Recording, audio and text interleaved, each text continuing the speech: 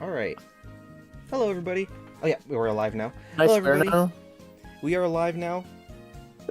No intro because, I mean, we're just. It's not. This was a very last minute thing I had.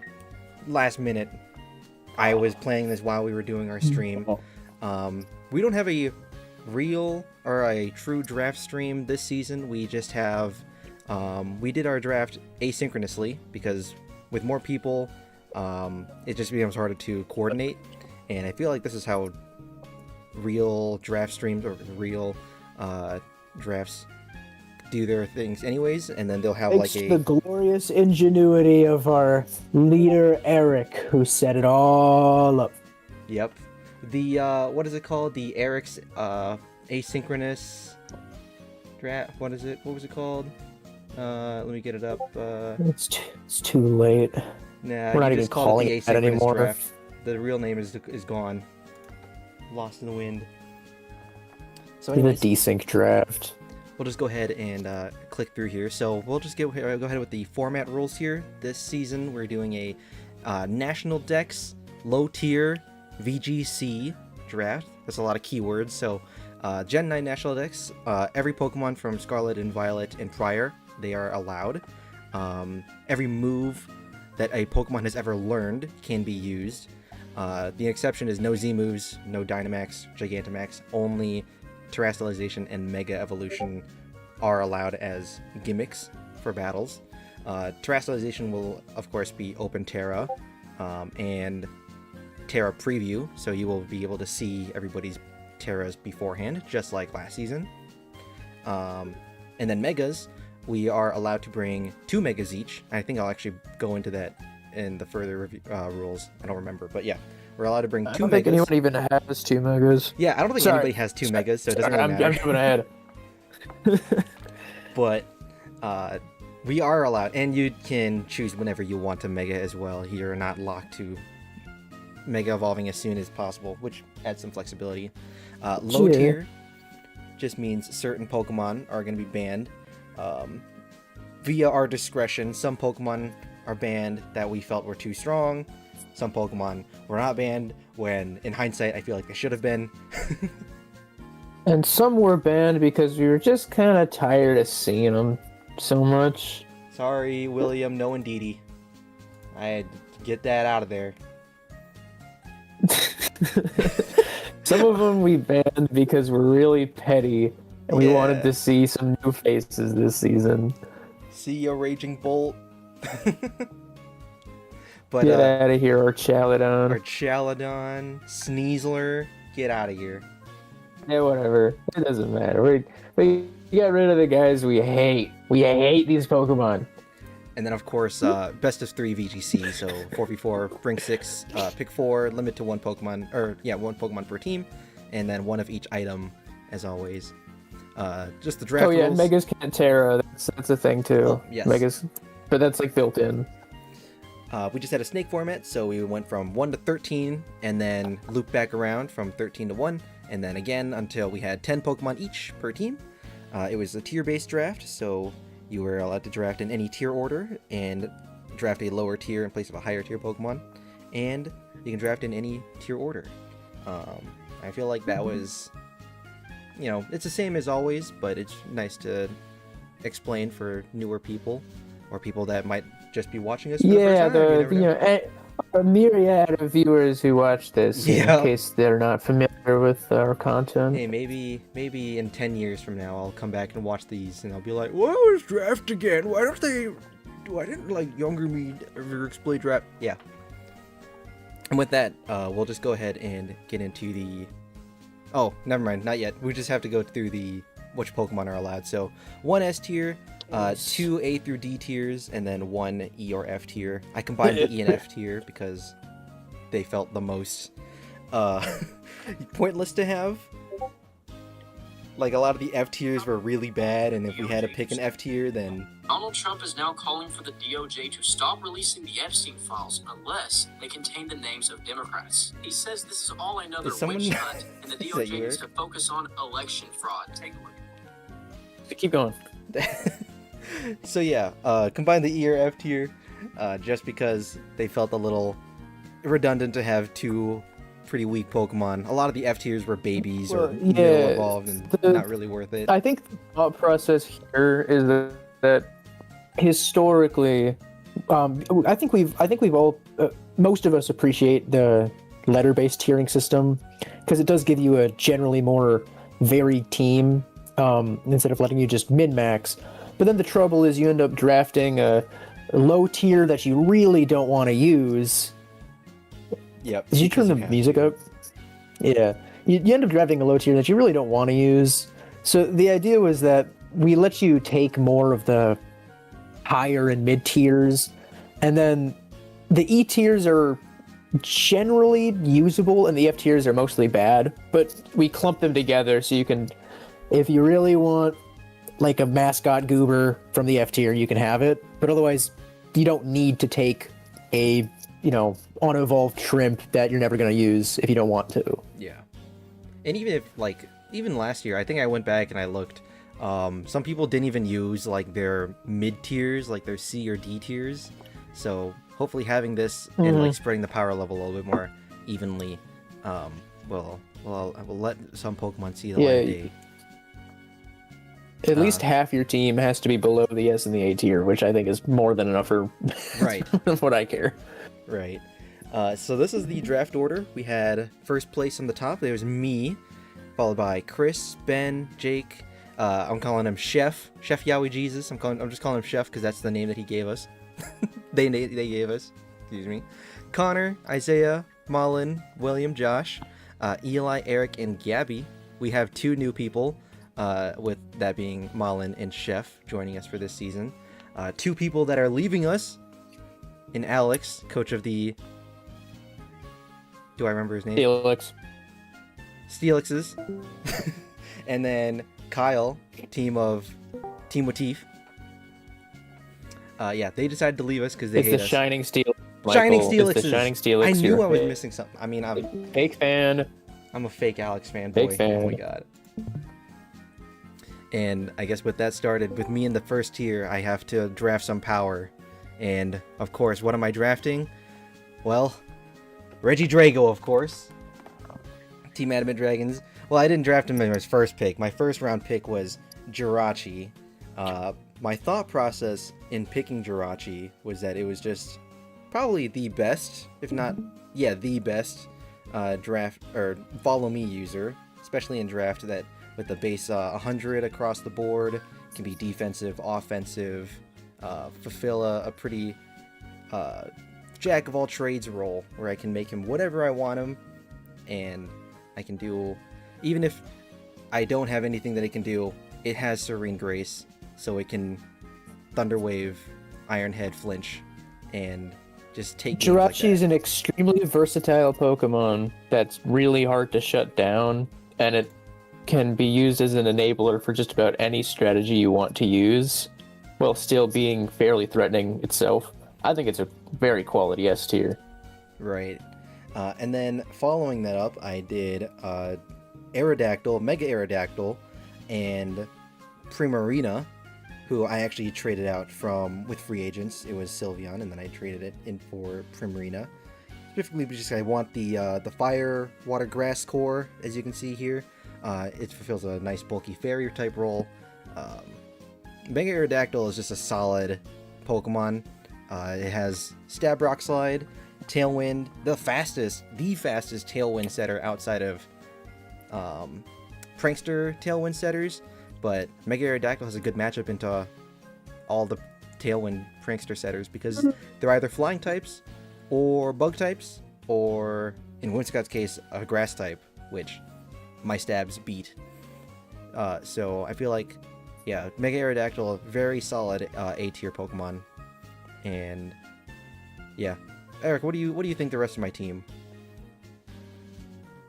Let me give our folks back home a good old Eric rundown of what we're looking at here.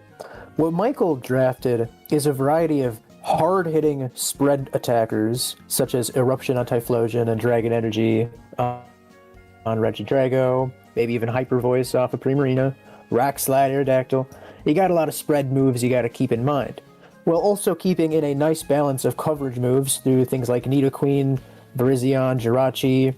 You've got ways to... I thought I said King. Well, anyways. So offensively, there's a lot of power here, and you've got great ways of supporting it through things like Tailwind. And then your lower tier picks with the Hitmontop, Morgrem, Togetic, they all will serve a very useful, disruptive role whenever you need it. And I think overall, from what I've seen, you have a very scary draft. Do we want to talk about the things I made, the rankings? Oh, the rankings? Yeah, we can bring that up. Yeah, so I can talk about those. I guess.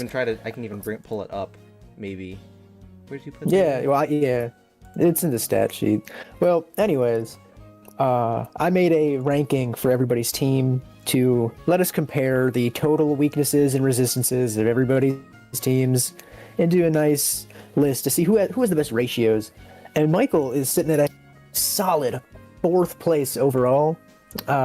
So I think I'm gonna refer to this as draft strength, because we always use these we use how good you do in battles as our main metric for your how we rank each other. But I think being able to draft a effective team with fast resistances is just as important. And Michael, being 4th place out of 13, that's pretty good. Yeah. Let me go ahead and add. You have actually the most. What is it? The most resistances of anybody in the league. 61.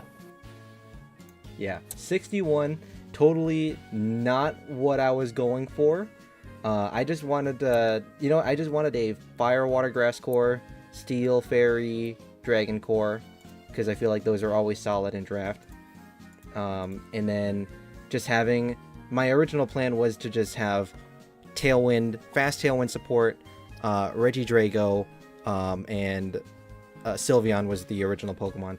And then just to spam my big strong spread moves with us fast speed, and then actually to have Regidrago supported by Oranguru, who could work in Trick Room. And since Regidrago can work in Trick Room, Sylveon's pretty slow, so it can work in Trick Room. It can be a nice Trick Room mode that also had Instruct, so then I can basically double my damage output. But somebody took Oranguru before me, and it made me very sad, so I had to pivot.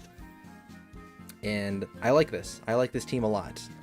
It is probably. Let me ask: are we trying to be fast and efficient, or are we can I just yap about whatever when I? You can yap about like whatever. I mean, we don't have to be fast and efficient. Yeah.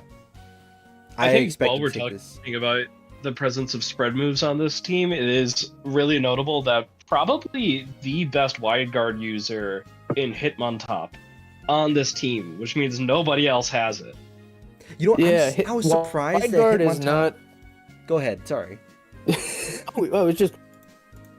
Wide guard's one of those tools, especially in draft, and especially in a format where you don't have to deal with the Calyrex forms. Wide guard, or Groudon, or Kyogre. Wide guard is a move that you don't always see having as much value, because there's just few, and the Indeedys aren't around, so Expanding Force isn't going to be quite as relevant. Thanks, Michael. You're welcome. So wide guard might have been like a undervalued utility option here. Very few people are using spread moves, and then you have just about all of them, all the hardest hitting ones on your team for the most part, or at least the widest variety. So I think I think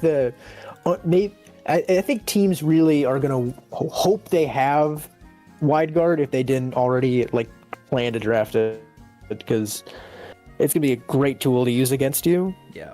And the best part is you are not at all stuck using that. The Calyrex forms want to be using their big spread stab moves, But like Regidrago could just as easily do Draco Meteor, Outrage, Primarina has Moonblast. Like all of these guys can do things besides just spread move. Yeah, I was gonna say Regidrago's got Dragon Pulse or Draco Meteor. Hisuian Typhlosion has either Flamethrower, Fire Blast, Overheat. Yeah, you said Moonblast, Primarina. Aerodactyl's got Stone Edge. I mean, they're not the best moves to have on them. Definitely, the spread moves are what makes them powerhouses, but I don't have to run them. Like, if I need a 4th move slot, maybe I'll run, Overheat on Typhlosion. Maybe I'll run Moonblast on Primarina. So yeah, definitely have a lot of options here. And I feel like what I was going to say is I'm so surprised that Hitmontop made it to round 8 of all things, seeing as how well Connor actually put it to good use last season. I thought Hitmontop would have been, a little bit more coveted, having Fake Out and Intimidate. I mean, Scrafty was gone in like round 4, I want to say. So I just thought that it was Scrafty's badass, right? But then no, turns out it was not. What was I gonna say as well? Oh, and then I got amazing value with my lower tier picks, Morgrem and Togetic. I feel like those mons are just like, I feel like they're kind of slept on. Maybe that's a little bit. No, I can hear you out. My only qualm here is that I don't often see a reason for you to bring Togetic, because its biggest utility is as a follow me user, which Jirachi is already going to be doing, and Morgrem is a very fragile,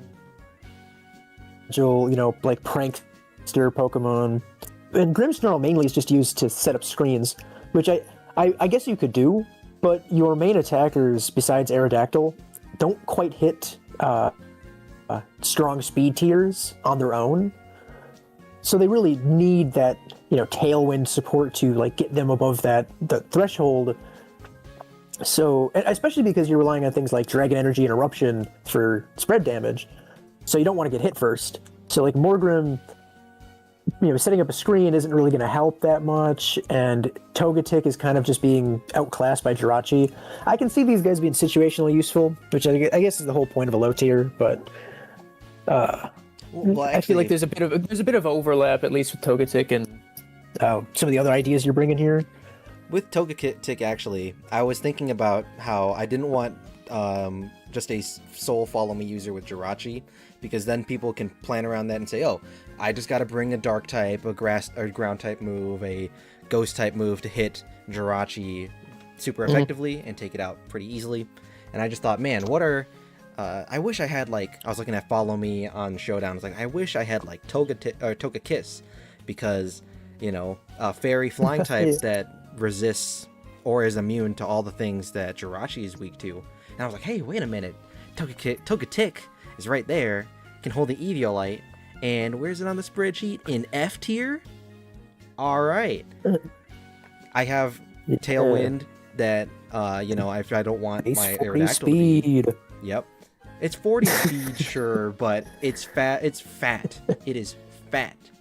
Eviolite makes it so bulky that. Yeah, I think it's definitely gonna find some play as a support Pokemon. Mm-hmm. Other really nice part about having a second Follow Me user here is because Jirachi is such a versatile mon. It really helps it not be pigeonholed into being a Follow Me user. You can have it run more offensive sets while still having redirection on the same team. And in draft, that kind of versatility is it can be an absolute game changer across the course of a season.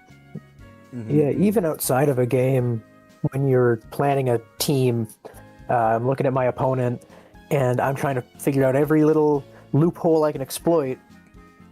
When I can't count on Jirachi always being, always doing XYZ, Togetic alone is at least pressuring me to consider that option, and it's doing a really good job at it. And I think on that note too, that's what makes some of those mythicals like Jirachi with just base 100 across the board and huge move pools so good. is you never know what they're going to be doing. Yeah. Even if they've got the best idea, here is the standard set. You never know what Jirachi's going to be doing.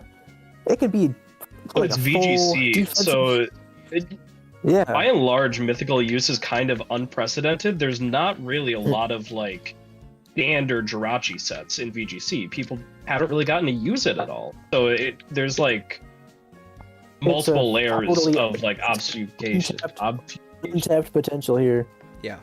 And I'm not following the current regulation. I don't think J was like it was only online, and I don't really know what the most popular mythical Pokemon are. Maybe I think Arceus is top tier.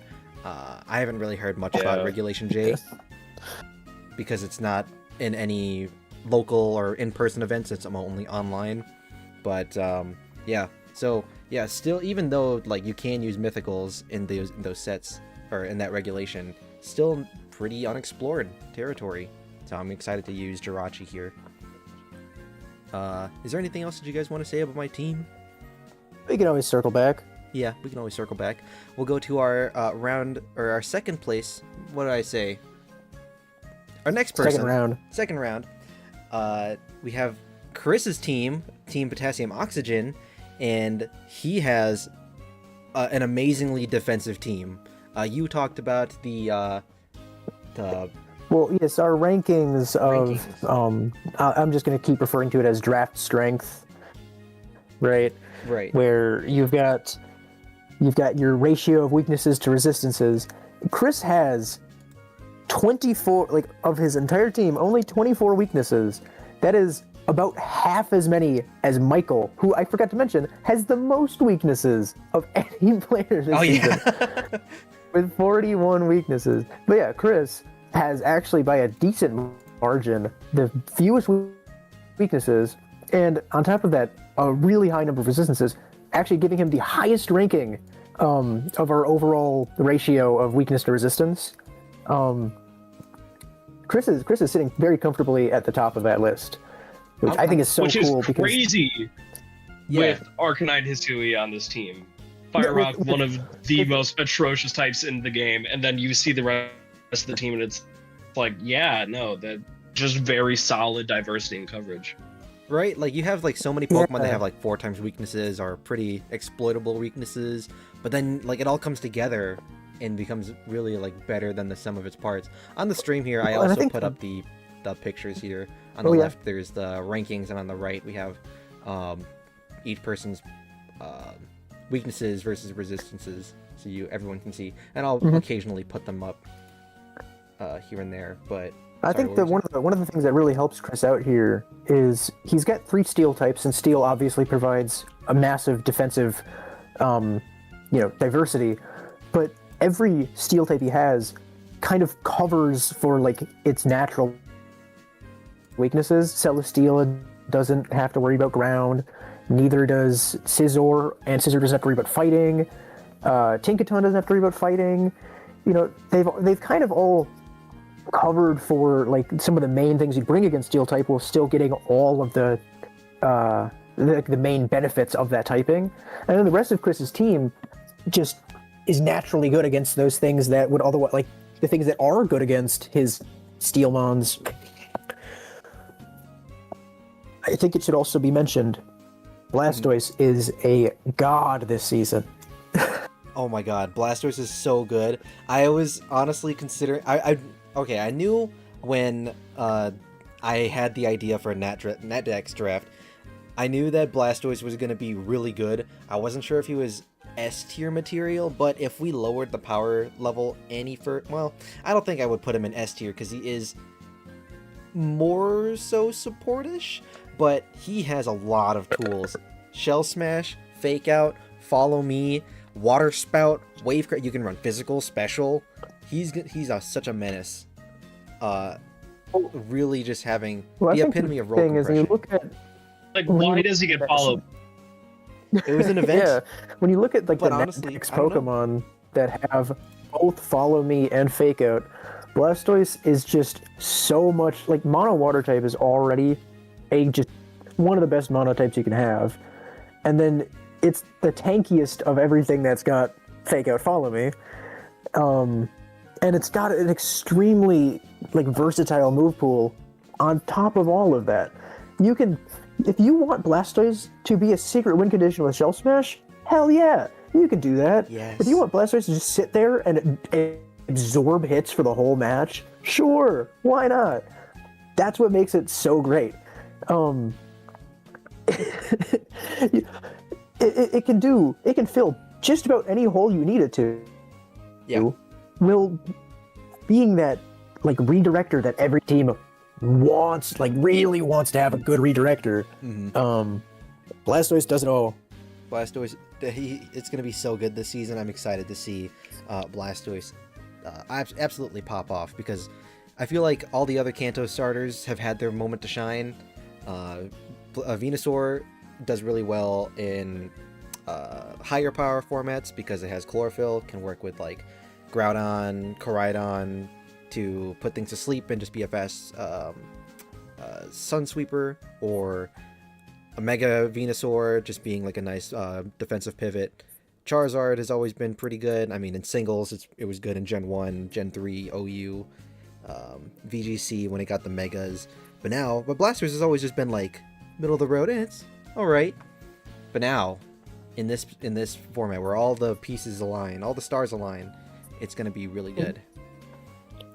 Yeah, I think I want to mention too, Chris took Drampa as the number 2 pick. That's one of our C tiers. Yeah.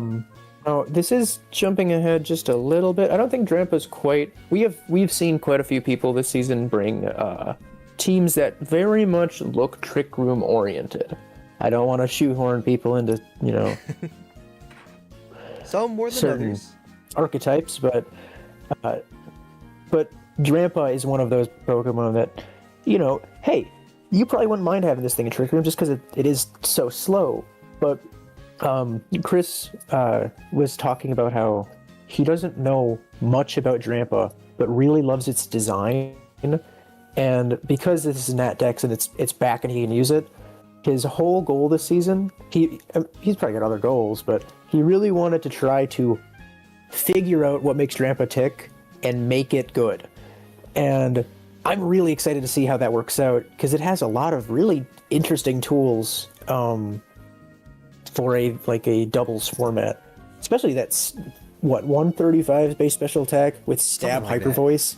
Wow. Sorry, I forgot to post the link to the stream to our announcements page, so I just went ahead and did that. Oh yeah, how am I supposed to watch yeah, how it? are we supposed to find it? But yeah, if Chris wasn't gonna pick up Drampa, I might have, if it wasn't gone so soon, because like after using Ursaluna Blood Moon, I'm like, man, Hyper Voice is pretty good, huh? And Drampa has stab Hyper Voice with Draco Meteor and has coverage up the ass. He has so much coverage. This Pokemon is really, really cool looking.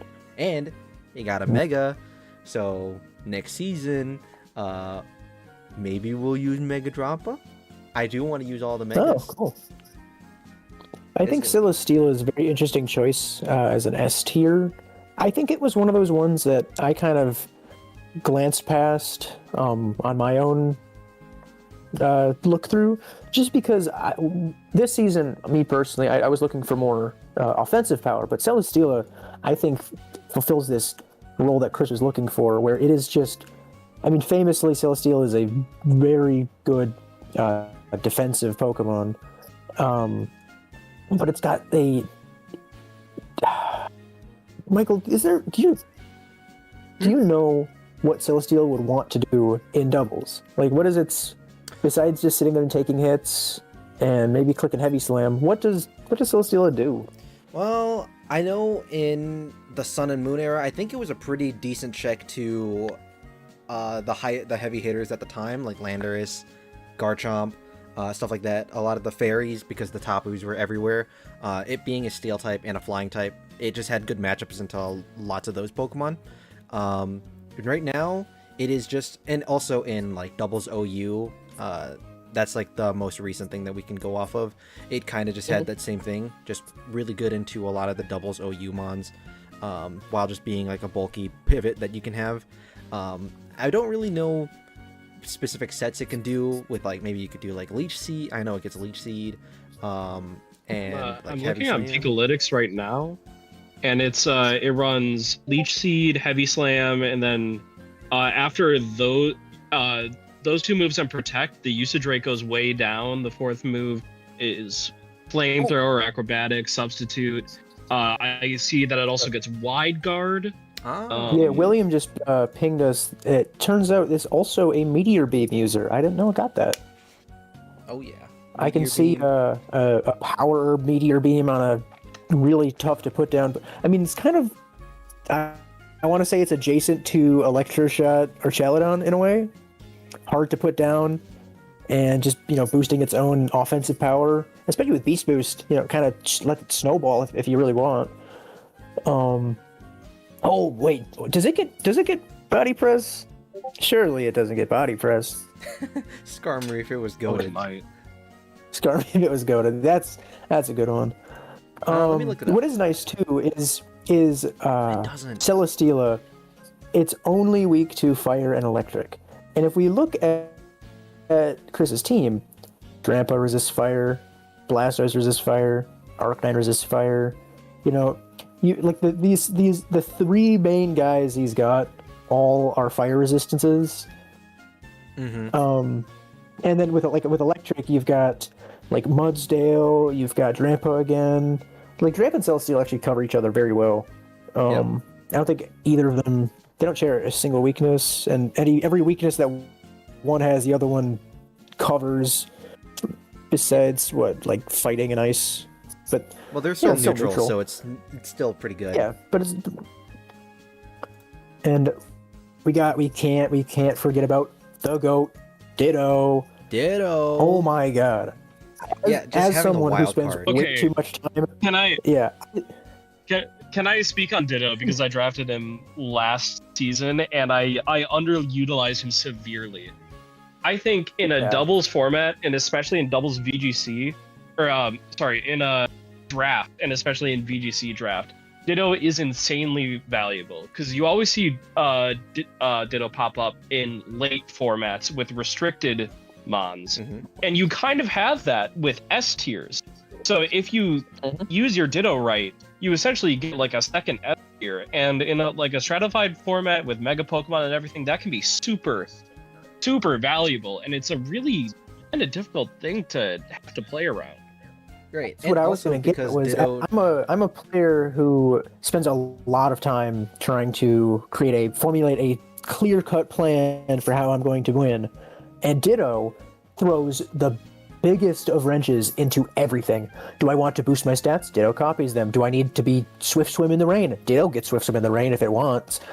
Like, the only trouble is that in doubles, you don't always get to control which side Ditto comes into, and then that could throw everything off.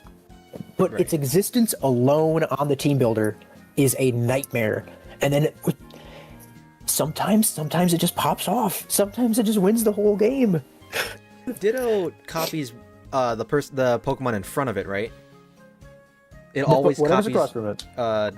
I mean, with Imposter, it always copies the one in front of it. Yeah. Okay. Yeah. So yeah, sometimes you might just get a unlucky the wrong Pokemon dies, and then you have to switch it in, and then it switches into the one that you didn't want. But still, being able to have that, it's just free information, especially in this type of draft format, where you don't get every Pokemon's move sets. I mean, this is before playoffs, where Well, you yeah, we do don't have have open time sheets, open but- team sheets. So, you switch in Ditto and you immediately know their entire plan for the next. It's a best of 3 set. Yep. You bring Ditto game 1. Now you know what maybe their S tier is doing. Valuable No. information. One way to remedy that is to pivot into Ditto with a move like U-turn or Parting Shot, and like Chris kind of is lacking Pokemon that really like to use those moves other than Caesar, so we might see if Chris Blastoise is really gets trying to Flip make the Turn. most use out of. Oh, Blastoise gets Flip Yeah. Turn? Okay. Galvantula Flip gets turn, Blastoise, Volt switch, Galvantula. Does so you- Tinkaton? No, you- Tinticon has no. Fake Out, but it doesn't get any switching moves. Yeah, okay, so he's got a fair number of like solid Pokemon that you want to bring to battles that can pivot into Ditto. Oh, and I don't know if this really is appropriate, but Gardevoir also has Teleport. You know, I think that one still has negative priority. Yeah, it's yes. I think -8 priority, but that, I mean, especially in draft where like just the surprise factor is so big, that could be useful in you know, maybe 1 or 2 weeks. Yeah, I think Chris's team in general is very solid. I don't think we talked about Tinkaton, Gardevoir, Galvantula a lot, but they're still very good Pokemon. Tinkaton is like has a niche of having Mold Breaker fake out, so it can fake out Pokemon that have like Armor Tail or Focus. Yep, some type of priority blocking move or. Yeah. You can still flinch them with Inner Focus, right? I don't think you can flinch. Because it just makes the move hit, but the secondary effect.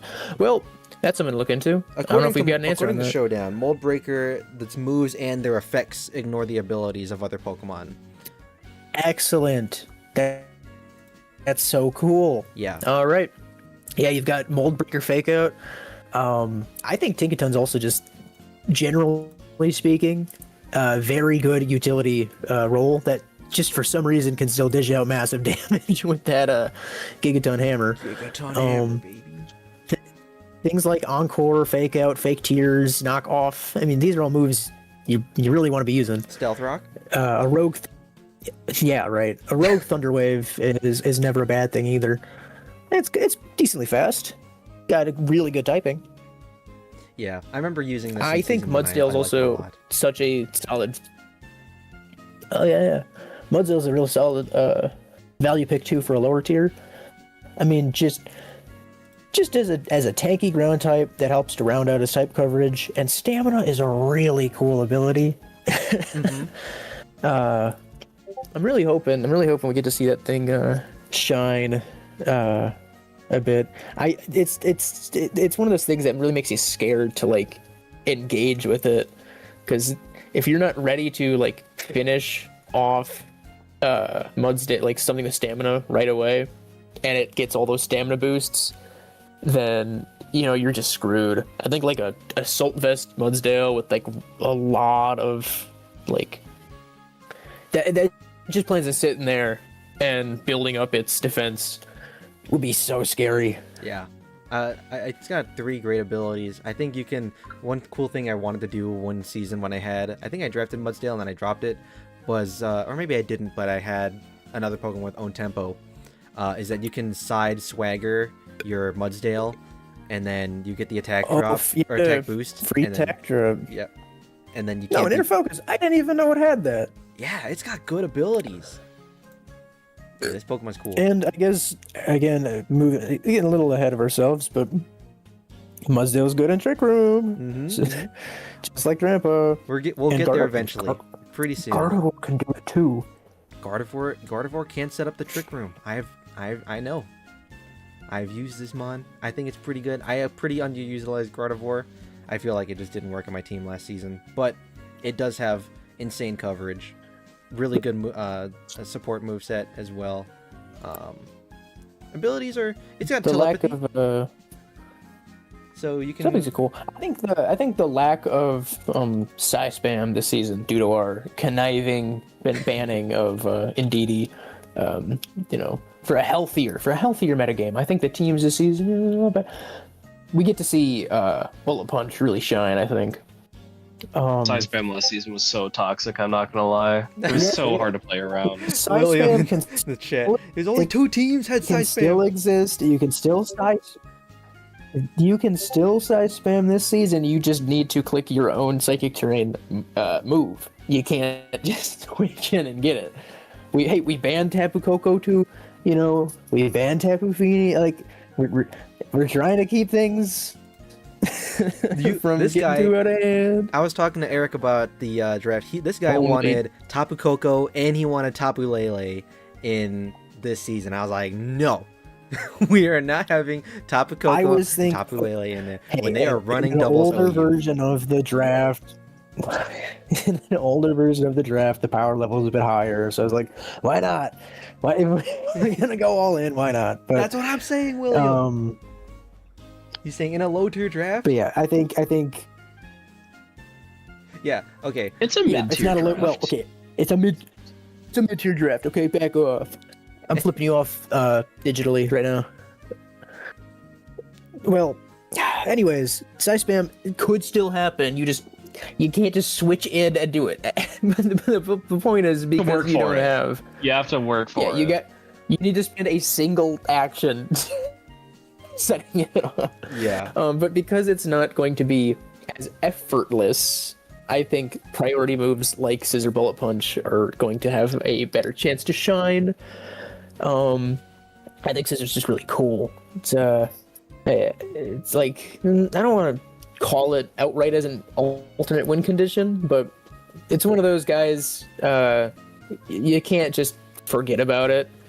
You might think, oh, I just hit it with a fire move and it's gone. All right, I don't have to immediately think about it. But one Swords Dance, and now that that Bullet Punch is just taking guys out left and right. Mm-hmm. Also, if you're only running like one fire move, if you have like one fire type out of your four Pokemon, then you can very easily position yourself in a way where Scizor is the win condition that you're playing towards with your other three mons. It can be pretty difficult to play around. I will mention, though, just to that point, because this is something I've been thinking about. This is a format with both Terrestrialization, which gives you access to more coverage, and Hidden Power, which gives many things pre-Gen 8 a ton of coverage. As much coverage as they might need. Now, it is a weak special move, but for a lot of people who drafted these like 4 times weaknesses, they have to be more aware of potential coverage options, because it's very easy to slot a Hidden Power in on your team if you've got a decent special attacker that can afford to just throw that in there, and it doesn't like cost a Terra, it doesn't cost anything besides a move slot, which it's not the worst. If I'm going against a team and I say, oh, well, Chris has a 4 times weakness to ground, a 4 times weakness to water, a 4 times weakness to fire, I could probably throw Hidden Power on a couple guys that wouldn't usually have that kind of coverage. I'm thinking about it now. If you're in a battle, I wonder if it shows the Hidden Power type from like the opponent side.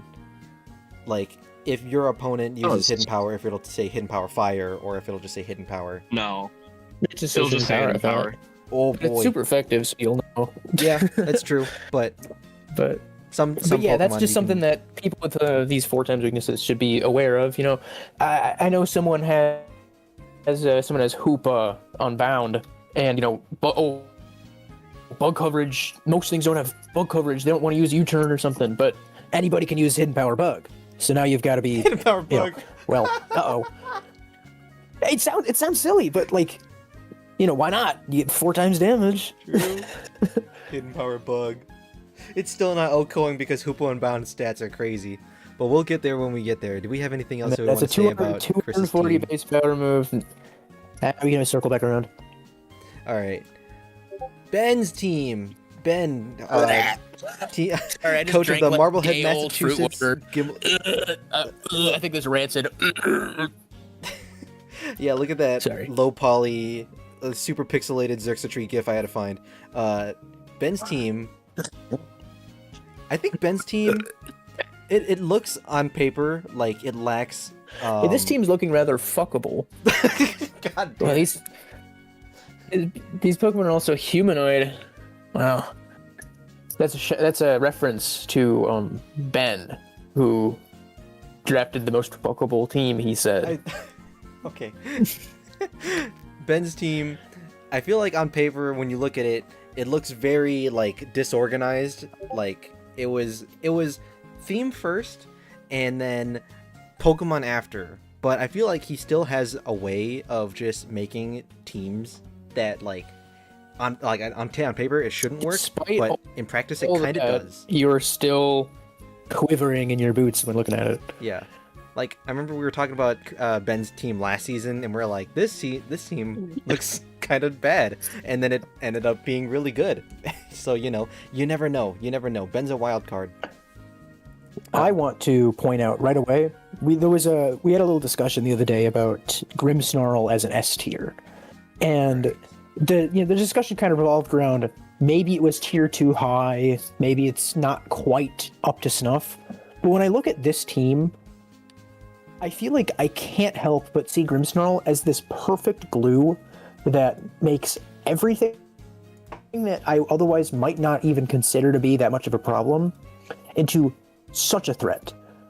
When you've got access to these priority screens, I know it does other things, but if you can put up a wall that Xurkitree can sit behind and use Tail Glow, or Barbaracle can Shelf Smash behind, or even something that's absurdly tanky like Florges can sit there and just mash Calm Mind behind free screens. Mm-hmm. And there's so many options here to just screw you over if you don't have like a way to get past the screen or prevent it from going up, which I don't even know how you do. In draft, you do have the luxury of, I'm going to play Ben. I'm going to make sure that I have one or two Pokemon with Brick Break or Psychic Fangs, but it's still very scary, because then if you lose that Mon, then you have lost the game. Yeah, essentially. Yeah, if you don't have a means of, I'm just gonna talk about Barbaracle here because it's kind of something you write off, but then it clicks Shell Smash once, it's faster than your whole team, it has Tough Claws for stronger, contact damage on top of an item, and like it could shred you apart if it gets a Shell Smash off, and now you're telling me I can't one-shot it because it, changed its type behind a screen and took no damage. Change its type, fucking white light screen and reflect, yeah. Like I was dangerous. kind of in general, but everything here, like Sharpness Gallade with Agility or Swords Dance, behind a screen with that crazy high special attack, and now it's got Sharpness is such a good ability. Gallade is also slow enough to work in Trick Room, so there are multiple things that you have to account for. Yeah. Gallade and Gardevoir, or Gallade and Gothitelle on the same team could be very, very scary. Oh yeah, I think Golurk is an interesting one. I'm not quite sure. I know there was some joking about Golurk getting access to Fissure in the new game. So no guard Fissure could be possible. I don't think we mentioned this earlier, but we did choose to ban OHKO moves this season because we just figured, there was the thing about Machamp with Fissure too, with no guard, and we just figured Jake for ruining it all. We figured that OHKO moves are just kind of a call us bureaucrats, but they're a toxic element in a game that we're trying to make as fun as we can for everybody. And when your whole plan falls apart because of a small coin flip, that sucks. But then things with OHKO moves that never miss is just way too overtuned. Yeah, like we saw. I mean, this was in the season 5.5 draft. Go watch that behemoth of a stream. It was really fun. Jake using No Guard Cheer Cold on Articuno was pretty good because it just nullified all defensive play when you can just click your button and that Pokemon just dies. Yeah, that's pretty strong, regardless of things. And yeah, William used it last season with Ting-Lu, and without No Guard, it felt like it had No Guard because it killed 2 Pokemon in a row. You hit so many pitches. I was gonna comment and as I say I was gonna comment, my whole mind goes blank. Wow, I love when that happens. Yeah. Gabby, what do you think about Ben's team? Michael, what was it? Michael, what was I about to say? Jog my memory. I'm gonna be honest. I wasn't listening. I wasn't talking. It'll come to me. It'll come what back. What do I think about this team? Yeah. This is my week 1. Oh. Your week 1. He's got a pretty significant no ground reason type weakness, so I'm not particularly worried. What? A fairly. Well, hold on. This is something we haven't mentioned yet for this team. I'm sure it's on your stream though. Ben is ranked number 6 for our overall typing ranking. But that type ranking though is again not. It's not a definitive, conclusion on how good your draft is because, like Gabby just mentioned, a lot of ground weaknesses here. Especially among the higher tiered picks like Ceruledge and Xurkitree. Electabuzz, it wants to redirect attacks into itself, but it shares a weakness with most of the things it probably wants to draw attacks away from. Which, that could possibly bite Ben in the back. Yeah. We see. You talk about the lower tier picks. We talked about Florges, Salazzle. I know we talked about Gothitelle a little bit. We didn't really talk about Ceruledge at all. I mean, hey William, what do you think about Ceruledge? Why don't you turn on that mic there and give us your thoughts?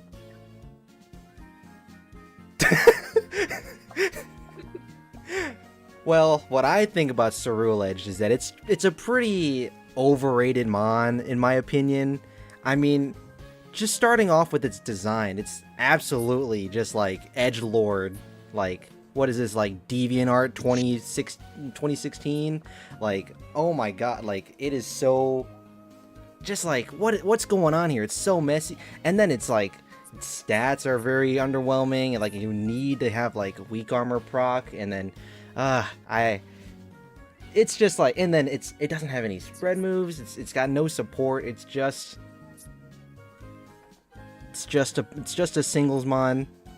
What was it doing? What was it? A tier? Whoops. Eric.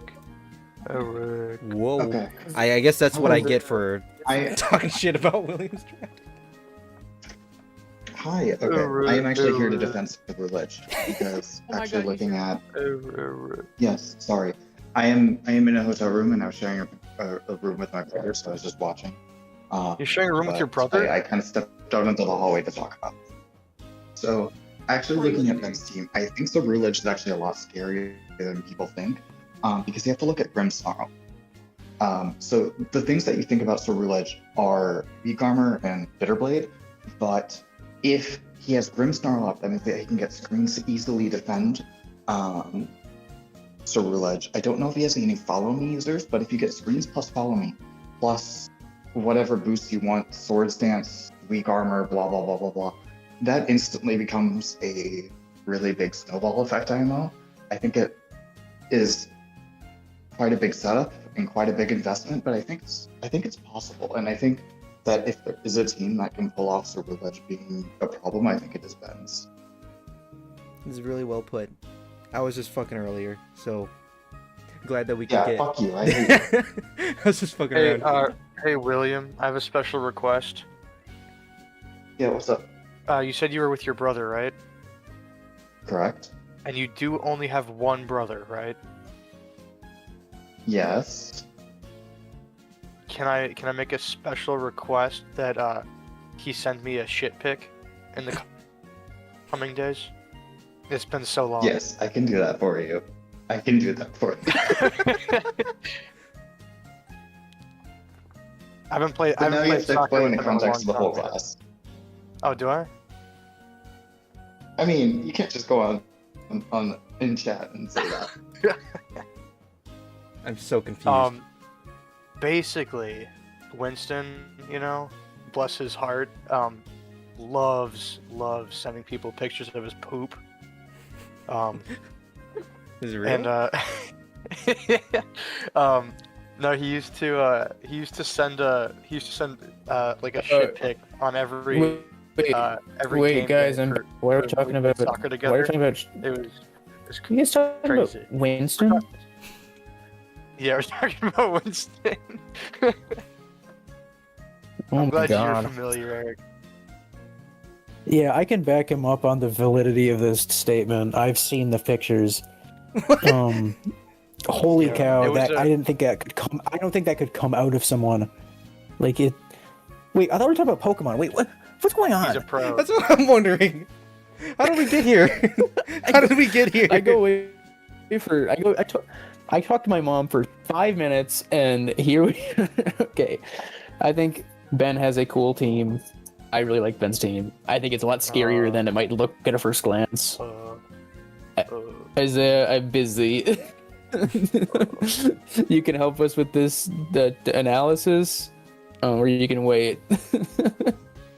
When are you gonna be unbusy? We gotta play. I don't know. Michael, keep Alright. keep moving. All right.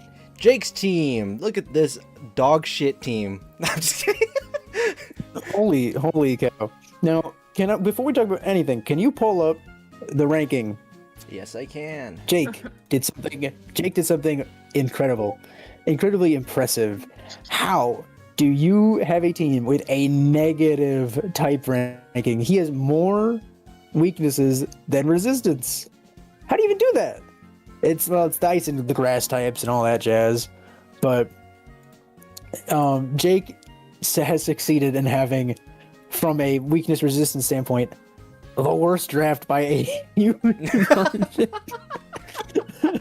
That's what I'm saying. Listen. But I don't. Again, I just like this ranking because I think it's a fun way of comparing ourselves beyond just skill in an actual battle. I think draft skill is something we kind of undervalue sometimes. But Jake's team, apart from the weaknesses, is still a very scary team, because this is one of those we were talking kind of ahead about Trick Room, and this is the Trick this Room is team. gonna be no Dude, all of his Pokemon besides, Mega Slowbro. well, yeah, okay. I didn't. I'll be honest. I didn't really look at Malin's team too closely, but Jake's team. Malin's got the Trick Room team, but Jake is like the second Trick Room team, because it's like a Trick Room Snow team. Yeah, like all of Jake's is- Pokemon yeah, are it like is lower pretty than base slow 100, overall. other than Volcarona. Yeah, Yeah. I think. He's running an average of 53.6. It is. Well, a you just very did that math in slow your team. head. I did, yeah. It's pretty impressive. Usually, I feel like I always end up with like the slowest team in the league, and I never use Trick Room. So, like, yeah. I'm happy with myself. I'm almost at an average of 80 speed. Nice. Almost. But yeah, I think But yeah. Obama This Snow is overall a very slow team, but also Titan does get Slush Rush, so you kind of have a non-Trick Room mode yes. where you got Obama Snow, Titan, Volcarona, and then one of the slower mons, and then you have like a bunch of hard Trick Room variations that you can pull out in any given week. Yeah. Hatterene, I know this because I remember doing a bit of research for Reg H, or Reg F, sorry. No. What is the one, is it Reg H? The one that only has, no legendaries? Oh my god, I don't care, Michael. I don't care. Anyways, it is It's just... Reg H, yeah. Reg H, yeah. It is a very, it's more like the offensive Trick Room setter because it is so, like, especially offensive, with Moonblast, Dazzling Gleam, Draining Kiss even. Is if you want to use it more as like an offensive Pokemon, you get Hatterene, and it just has Magic Bounce, so you can bounce back taunts or anything. Obama Snow, literally every stat it has is above 100 except for speed, maybe except for HP too, but it's still a really great Pokemon to have.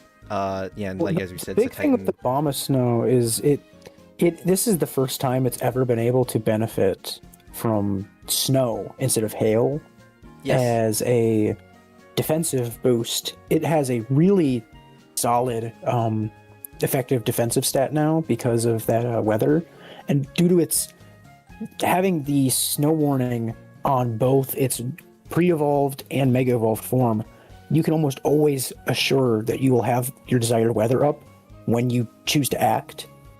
Because whenever Abomasnow, even if you're going against a Torkoal, the slowest weather setter, the thing that should pretty much always win that war of being the slowest thing to get its weather off second, Mega Abomasnow can still get it up that same turn just by changing forms.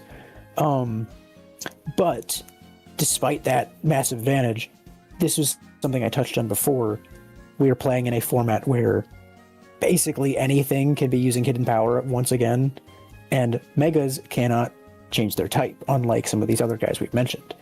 Mega Abomasnow is very much shoehorned into anybody going against Jake will be thinking, oh my god, how many fire type coverage moves do I have? Because it has it can't run an Okaberry, it can't run a Terra type.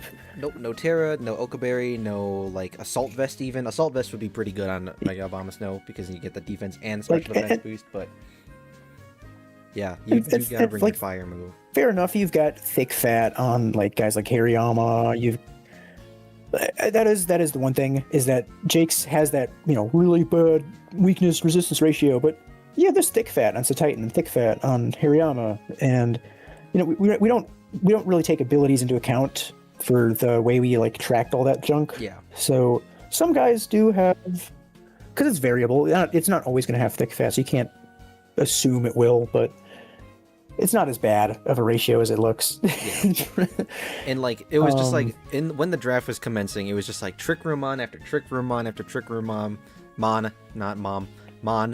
Hariyama was one of my favorite Pokemon that I ever drafted. And then followed it up by Iron Hands. There's another Pokemon that I really like, but this one being able to have Fake Out and functioning well in Trick Room was something that I really liked about Iron Hands, and I really liked using Hariyama in my Snow team way back in the day, Season 2, I want to say. So now seeing Jake pick it up, I think is a really solid pickup for his team, and it can function well with Guts as well, so it can be an offensive presence as well as being a defensive mon. It's got a lot going for it, but then Satitan going up, nice snow mode, slush rush mode that he can run, so it's not strictly Trick Room, and then Hydrapple as well being another Pokemon that can function in Trick Room. You can't forget about Belly Drum. Oh, so true. You gotta love Belly Drum Satitan. You ignore it for one turn, and now it's steamrolling your whole team. One of the scary things about that in a doubles format is redirection, but I think the only redirection he has is Rage Powder on Volcarona, which is one of the easier moves to play around with safety goggles and Terra Grass. Safety goggles, so types. it might be a little bit difficult to really make use of a Belly Drum up. But if he can make it work, that is kind of an instant win condition with Slush Rush and Earthquake. Yeah. Well, the thing is, though, Yeah, I you think can- safety goggles, because if you tear one thing grass, you're go on. throwing. Against Jake's team, against the Snow Yeah, well, if team you and tear Volcarona. grass against an ice type, you're Yeah. you're tearing I- grass against an ice type. I was gonna say I'm curious. We don't have Jake here to answer this question, but Golduck as the final pick.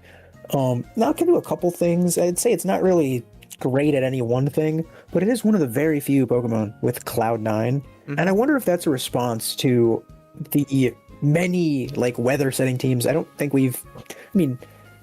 Jake has one of them, but there was quite a few teams this season that seem to have a weather focus, and I wonder if Golduck's kind of meant to be a counter that, considering the thing I said about Abomasnow kind of always winning that weather war.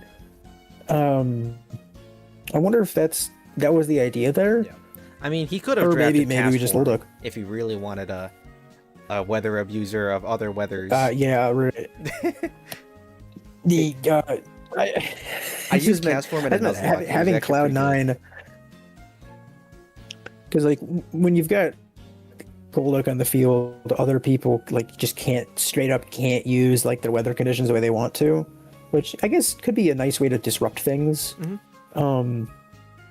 The downside there is that you have Golduck on the field. yeah. Now last season, Alex was able to use Simple Beam on Golduck to Dondozo Tatsugiri quadruple every stat at once. Yeah. That was the coolest thing. I'm so glad that we got to see that happen. I guess maybe we could see a Simple Beam into Quiver Dance Volcarona and freak out. Yeah, true. I was thinking about Curse. I was thinking about maybe Calm Mind or Swords Dance from the other mons, but Quiver Dance would be the craziest thing. Golduck is not many things get Simple Beam, and Golduck, yeah, I'd say is probably one of the better ones at actually taking advantage of it. Yeah. That isn't a really high tier pick that you'd be wasting on a Simple Beam user. One thing that we could note too is the Trick Room setters on his team are, I mean, we talked about Hatterene. Dusknoir also gets Trick Room. Incredible. The fake out. Pretty good. And Frisk that can check the items of opponents. Again, good in the regular season where you don't have open team sheets, so you can just get free knowledge. And then Galarian Slowking, which I used as well. It can, once again, set up the snow, which is probably good for his team. And set up Trick Room. And has like Helping Hand and like Heal Pulse to help support his teammates. It's a pretty good mon, and it just has like what I call Gen 1 coverage, where it just gets a lot of moves that it can click, like Fire or like Flame Blast, Flamethrower, Fire Blast, a lot of water moves, poison moves because it's also now a poison type. I think that he has good Trick Room setters to pair with his snow setters. Hydrapple there, also having like Pollen Puff as well that he can use to heal up his Pokemon. I don't know of anything else that it gets other than like Sticky Sweet Syrup, so then he can maybe... I was just going to mention Super Sweet Syrup because that gives you like maybe more reliable... What's I say streaming? Gives you more reliable things like Draco Meteor, Heat Wave. I don't think it would be really hard to be using Blizzard with the Mega Bomb Snow outside of the snow. Yeah. But Poltergeist, I guess, on Dusknoir. Rock Slide on Regirock. Sure, yeah. I can see Super Sweet Syrup coming in handy here and there. It's a very unique solution to a problem I think a lot of guys run into is I just wish my move, would hit, right? I wish I didn't even have to think about that 10% chance to miss. And, I think the peace of mind is I can really respect that because I hate using things that can miss. Keep me away from that. You don't have the gambler's spirit. That's the issue. Yeah, the gambler's spirit. Yeah, I'm gonna go bust here. Lose all my money. I'm the type of guy to go to the casino with like a set amount of money I plan to gamble with and not my whole bank account. And then get scared of losing that money I brought with me and then leave. That is true. Yeah. If you go to a casino, you got to go into the mentality of not trying to make money. You just go there to click some shiny buttons, and if you win money, cool. That's the mentality I go with. Yeah. True. You're paying for entertainment, and then if you win, you win. It's cool. Second Impact Urian. Chef Yowie Jesus, that's the name I am giving them because that's the name that they told us in the Discord. I thought it was Jesus. Jesus, yeah. Chef Yowie Jesus. Yeah. Coming in with another snow team? I mean, not strictly snow. It can function outside of snow as well, but with the Aurora Veil support from Ninetales and then Baxcalibur also being there, kind of made me think Snow Team off the bat, but definitely is not. Well, maybe less of a Snow Team, and I think it would be more appropriate to refer to this as like an Aurora Veil team, because that's kind of what you're like a Screams team in the Grimmsnarl sense, because that's what you're using Ninetales for mostly. Just get that Aurora Veil up. I think we've got a lot of guys here that, given a turn, become they snowball. They become really hard to deal with. Just one free turn to Spore with a Toadscruel, or like a Fiery Dance, Scale Shot. Any of these things. Mm-hmm. You give it a chance to be used. I know you hate Scale Shot. Don't talk about it. I wonder what Gothorita's doing here. Yeah, I feel like he had the points, or not the points, but the ability to get Gothitelle. Maybe he just wanted the budget. I think he's just a fan. Third pick is also very early, so they probably have a plan. Well, and it's a minor. Okay. Yeah, I really don't think there's a plan.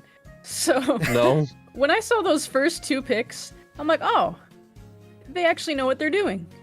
And then I saw Gothorita and everything that followed. And then I talked to them on Monday. I truly think they just asked their dad for every single one of these picks. Really? I don't think there's any plan But then the question for is, this. why does their dad kind of know ball? What? Right? That's what I was thinking. Right? That's actually really based. Yeah. I think. Well, what I'm noticing is, like, you've got like pairings here. You've got like Baxcalibur with Ninetales, Moltres with Volcarona, Seismitoad with Ludicolo. You've got these like typing pairings like taken in a row. I don't think it's necessarily going to be a great idea to, bring both of them right next to each other every time. That's shared weakness, but it is interesting because you look at it and it almost feels like there's like 3 different cores like going here, but there's no coherency of how you'd actually go about using them. And yet it kind of comes together in like this perfect like dance almost. It's like it's so unorganized it loops back around on itself to be like, you know what, this actually is kind of looks like a team. Yeah, I agree. Like like those individual 2 pairings are like, oh my god, how am I gonna deal with like fucking 1.5 times defense Baxcalibur in Aurora Veil? Seismitoad with like they both get Swift Swim, and like one is 4 times weak to grass. The other one isn't. I don't know what I was going at with that, but like there could totally be like a rain mode here, but also the snow mode, or like Gothorita just switches in and traps you right when you think you're gonna like pivot out, and now you're dealing with a Fiery Dance Iron Moth that just gets to like get a free knockout while snowballing. I hope we're not overvaluing what they were planning, but that's also our job. To see how it turns out. Exactly. We also have world champion Pachirisu here. Yeah. I love that guy. He's my first mascot. No matter what they took, we have to seem like thrive in lower power level formats. Mm-hmm. That's where it that's where it has its niche. Pachirisu thrives in restricted formats too, with like Kyogre and stuff too, Mega Rayquaza, He can tank a Draco Meteor from Salamence. Is it Salamence?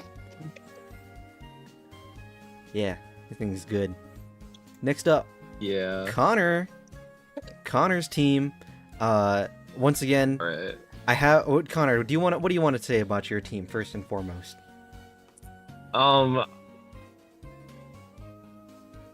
First thing I want to say is that I did 0 prep going in.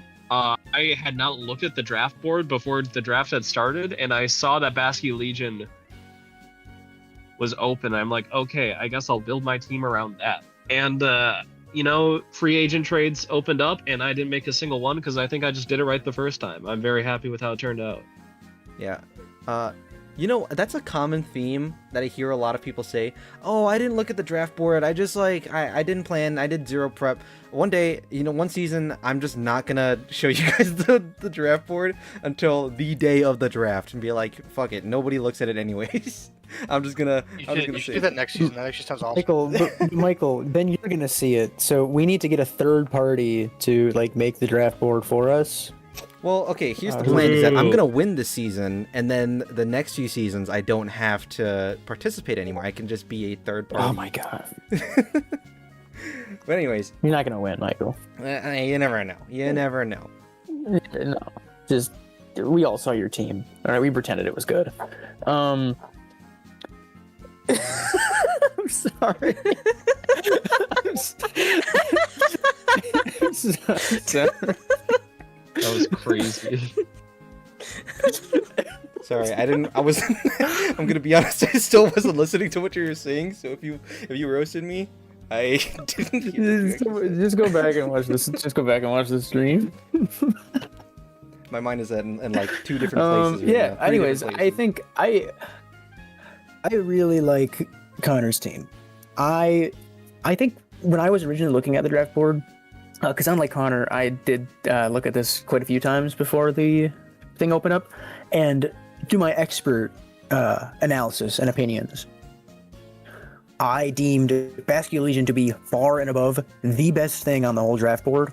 One thing we have not really talked about much is the opportunity cost of taking a Mega Pokemon. Giving up both your item spot and the ability to use your Terra, to change your type, is really hard to understate how useful those two mechanics are. And Bastion Legion has a similar power level by default to many Mega Pokemon, while still getting an item slot and a Terra. It's really good in Rain, but it's also, with that adaptability, with Last Respects, this thing can just do so much damage, and it's got so much coverage. Fake out immunity. It does so much for you, and you get the female form if you want to do a special attacking thing.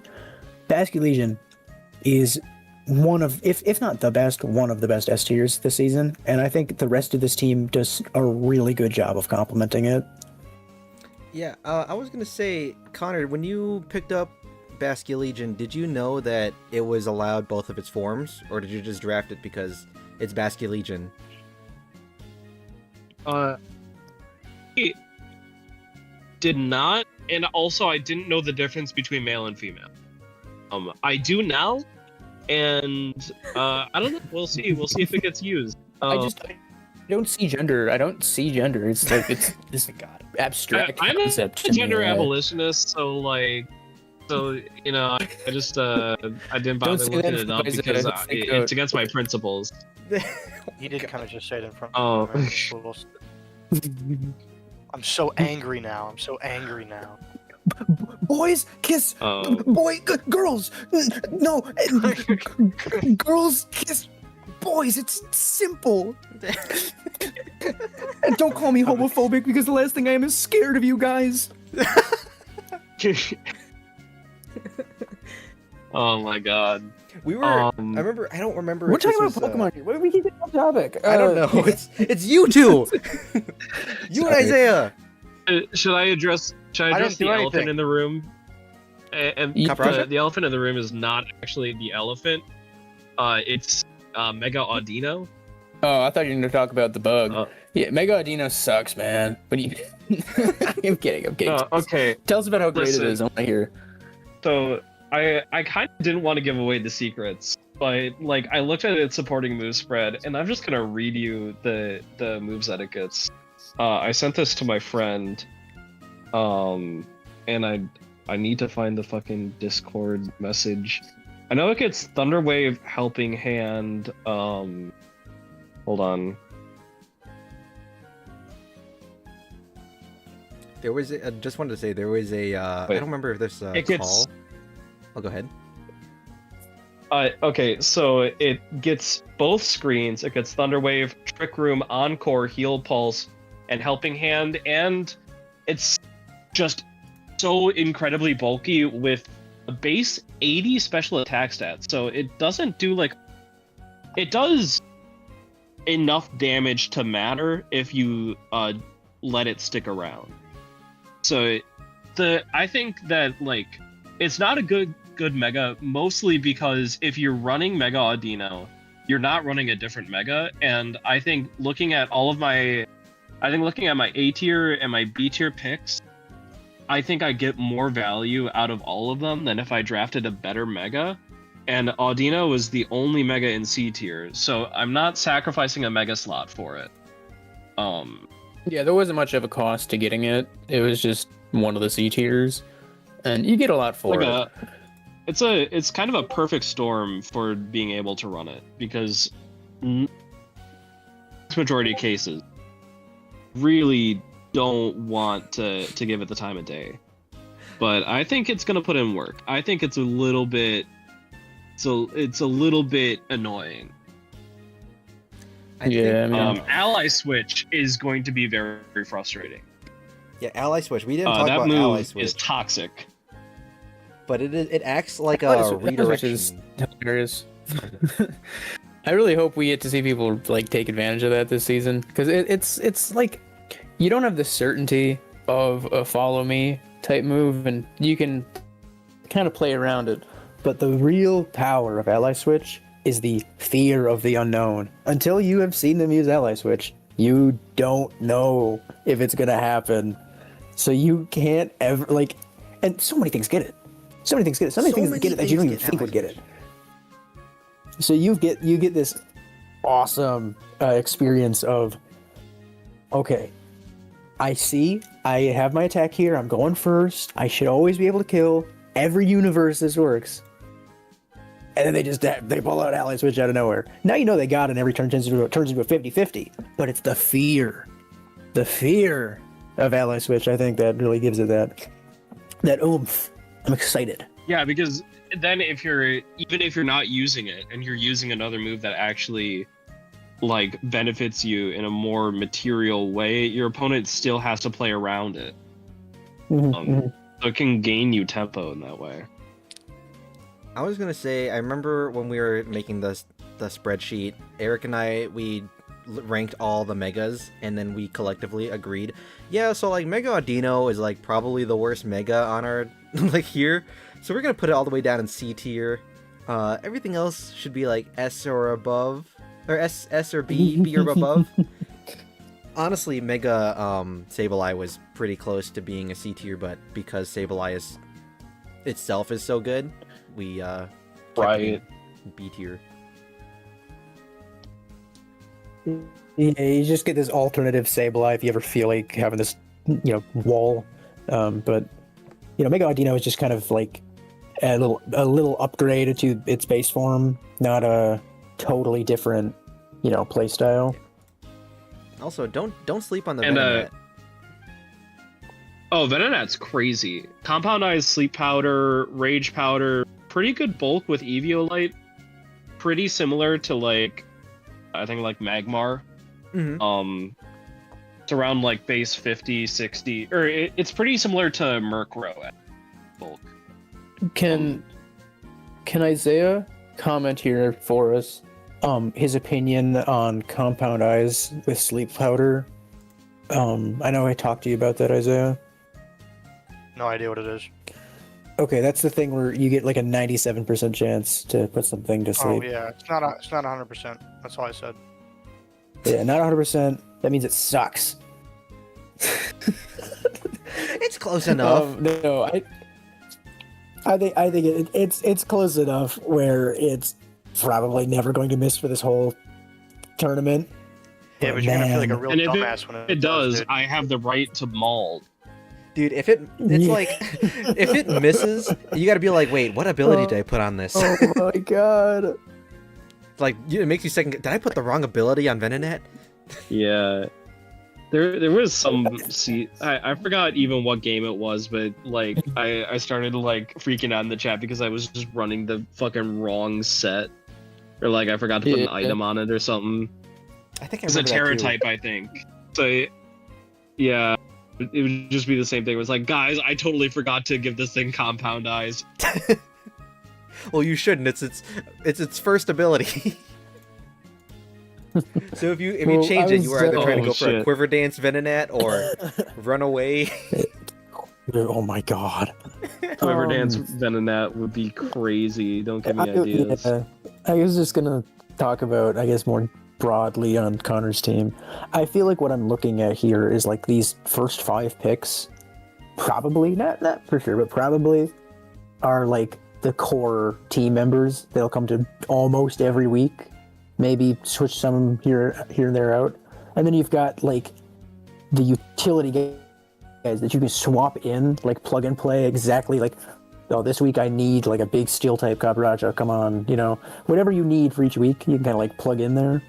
But the first 5 members complement each other so well, like beyond just the Firewater Grass, and then you've got like Rain if you want, which is good for Basket Legion, but it's also good for Thunderous. You get that really nice Wild Bolt Storm, but Rain is also good for Rillaboom for that fire resist. And you've got Fake Out, you've got priority moves, you got Intimidate. You got so much going within that top half. I think that alone is already a really solid team. And then you've just got all these really great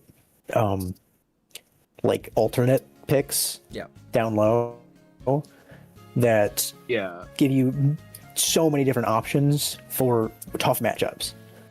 I think if I can make it to playoffs, this is going to be one of the teams that transfers most smoothly over.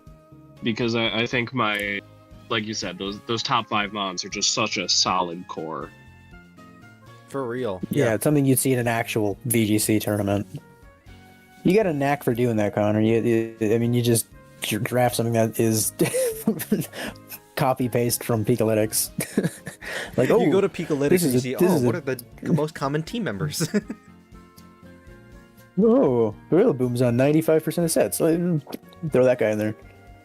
Yeah, no, but that's it's not a bad thing. It's just funny.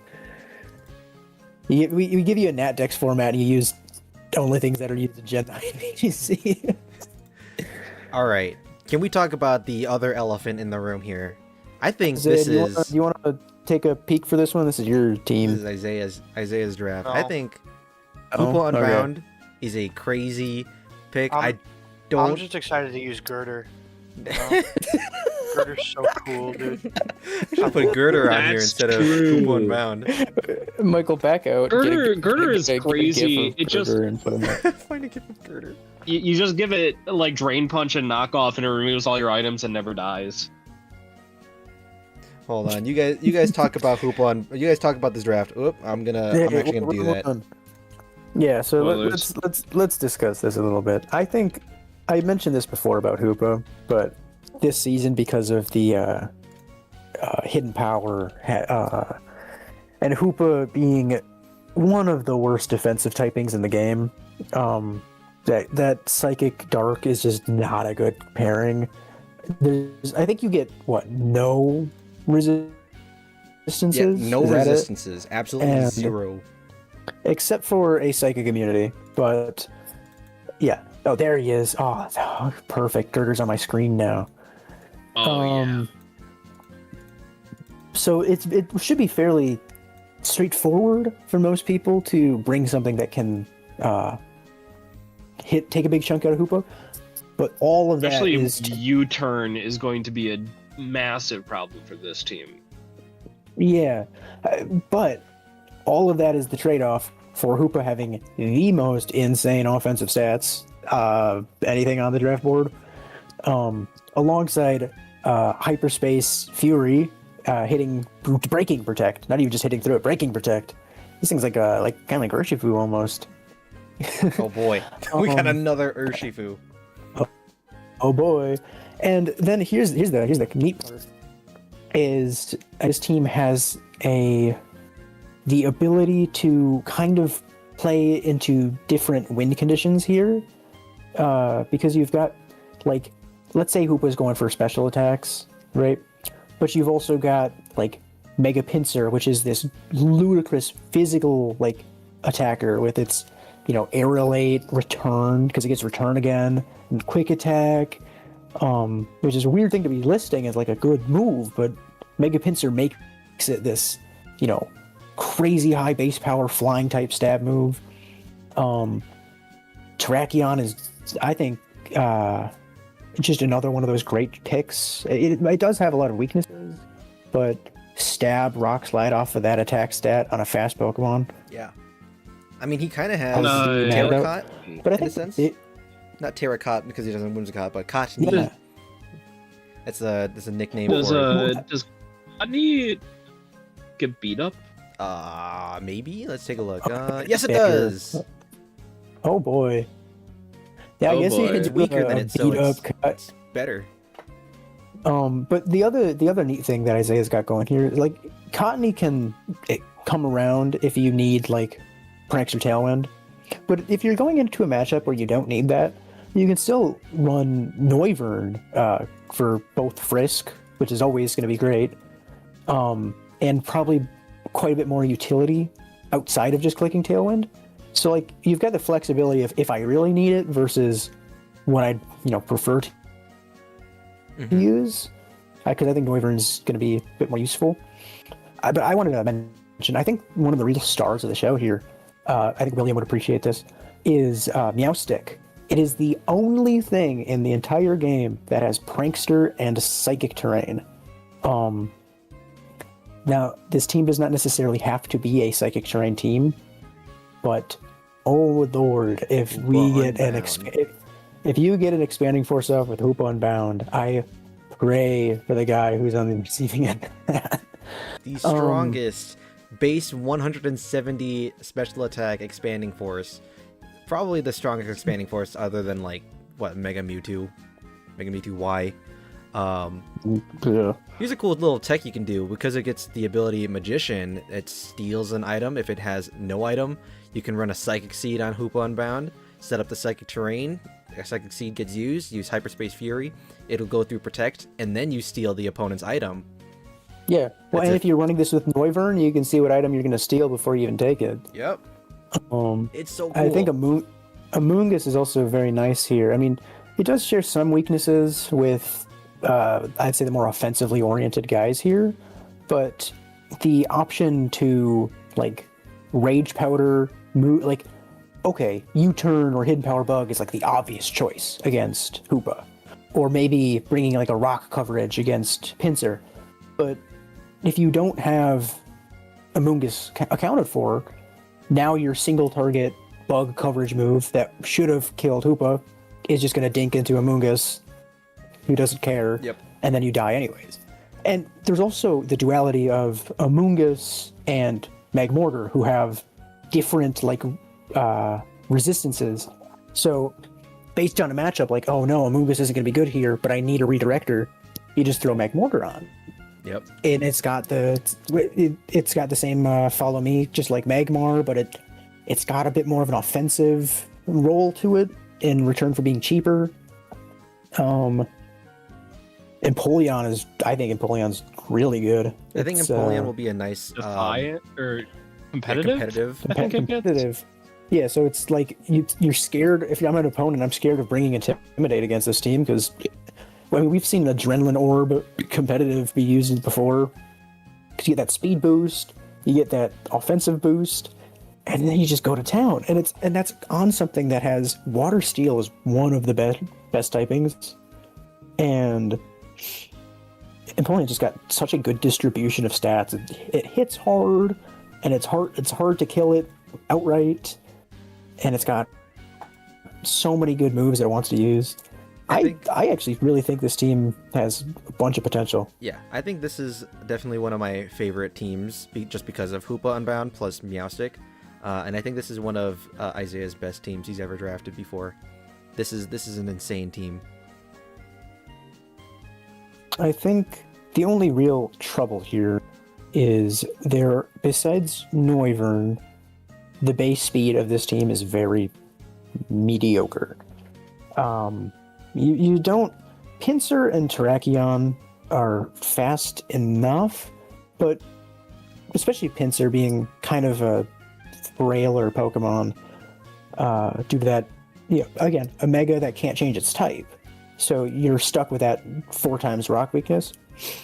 I think this team really is going to rely on speed control to give it that edge. Hoopa's not that fast.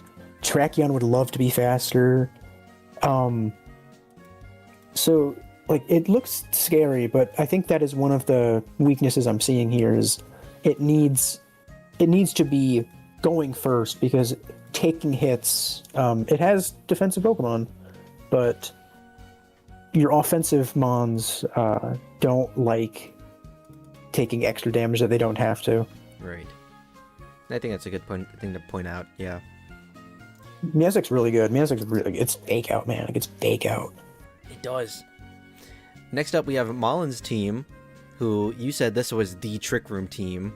I think I can see it now. You I can see can't it. argue with it. This is the Trick Room team. I looked at the first 5 Pokemon. This is a problematic team. This is a scary fucking team to go up against. Yeah, Mega Slowbro was a Pokemon that I think, Eric, you said that you weren't sure if you even wanted to allow this Pokemon. I thought it was fine. Now, here's my thought process. It's just that Mega Slowbro it's so hard to take down. Just crazy good defenses. Shell armor means you can't even crit through it if it starts boosting its stats, and it can just sit there and Calm Mind if it wants, and just really be a headache to deal with. But then it also is just it's really good in Trick Room. It's really good in Psychic Terrain. It's so good. And if you want to just play it as a straight up just defensive thing on the side to your other win conditions, you can do that. It can Scald Burn you out of nowhere or anything. I think I really like Mega Slowbro, even though I didn't take it. I think this thing is going to be a headache to try to plan against. Yeah. One of the best dark types to counter Mega Slowbro is Kingambit, but guess what? He took Kingambit too. And the Kingambit, I think, is probably the scariest thing on this team, and the Whimsicott enables so much other counterplay outside of just being a hard Trick Room team. This is a really good track. Yeah, you can go the Trick Room mode, which seems to be the main concept here, but like you mentioned with Whimsicott, you throw out a Tailwind, and now Kingambit's not... base 50 isn't a great speed tier, but it's enough. It's enough that with Tailwind, suddenly Kingambit's a problem for many Pokemon. Especially in a lower power level format, there's not a whole lot of Pokemon that are both really fast and hit really hard. So a Tailwind can outspeed a lot of very important Pokemon in a mid-tier draft. We've also got a Machamp with a No Guard Dynamic Punch. That's roughly around the same speed here as Kingambit. So you can also play the odds whenever you feel like. Throw out a Tailwind, Machamp's going fast, punches you really hard, and if you don't die, maybe you might just skip your turn anyways. Glastrier it also gets crazy. Guts, yeah. Which is in some ways scarier. Yeah, if you're you prepare for No Guard, I have to assume I can't, it's gonna always hit, but then it burns itself, and now it's doing ridiculous damage. Yeah, you're just dying to 2 rock slides. Mm-hmm. You take 97% from a guts boosted close combat, or you just die.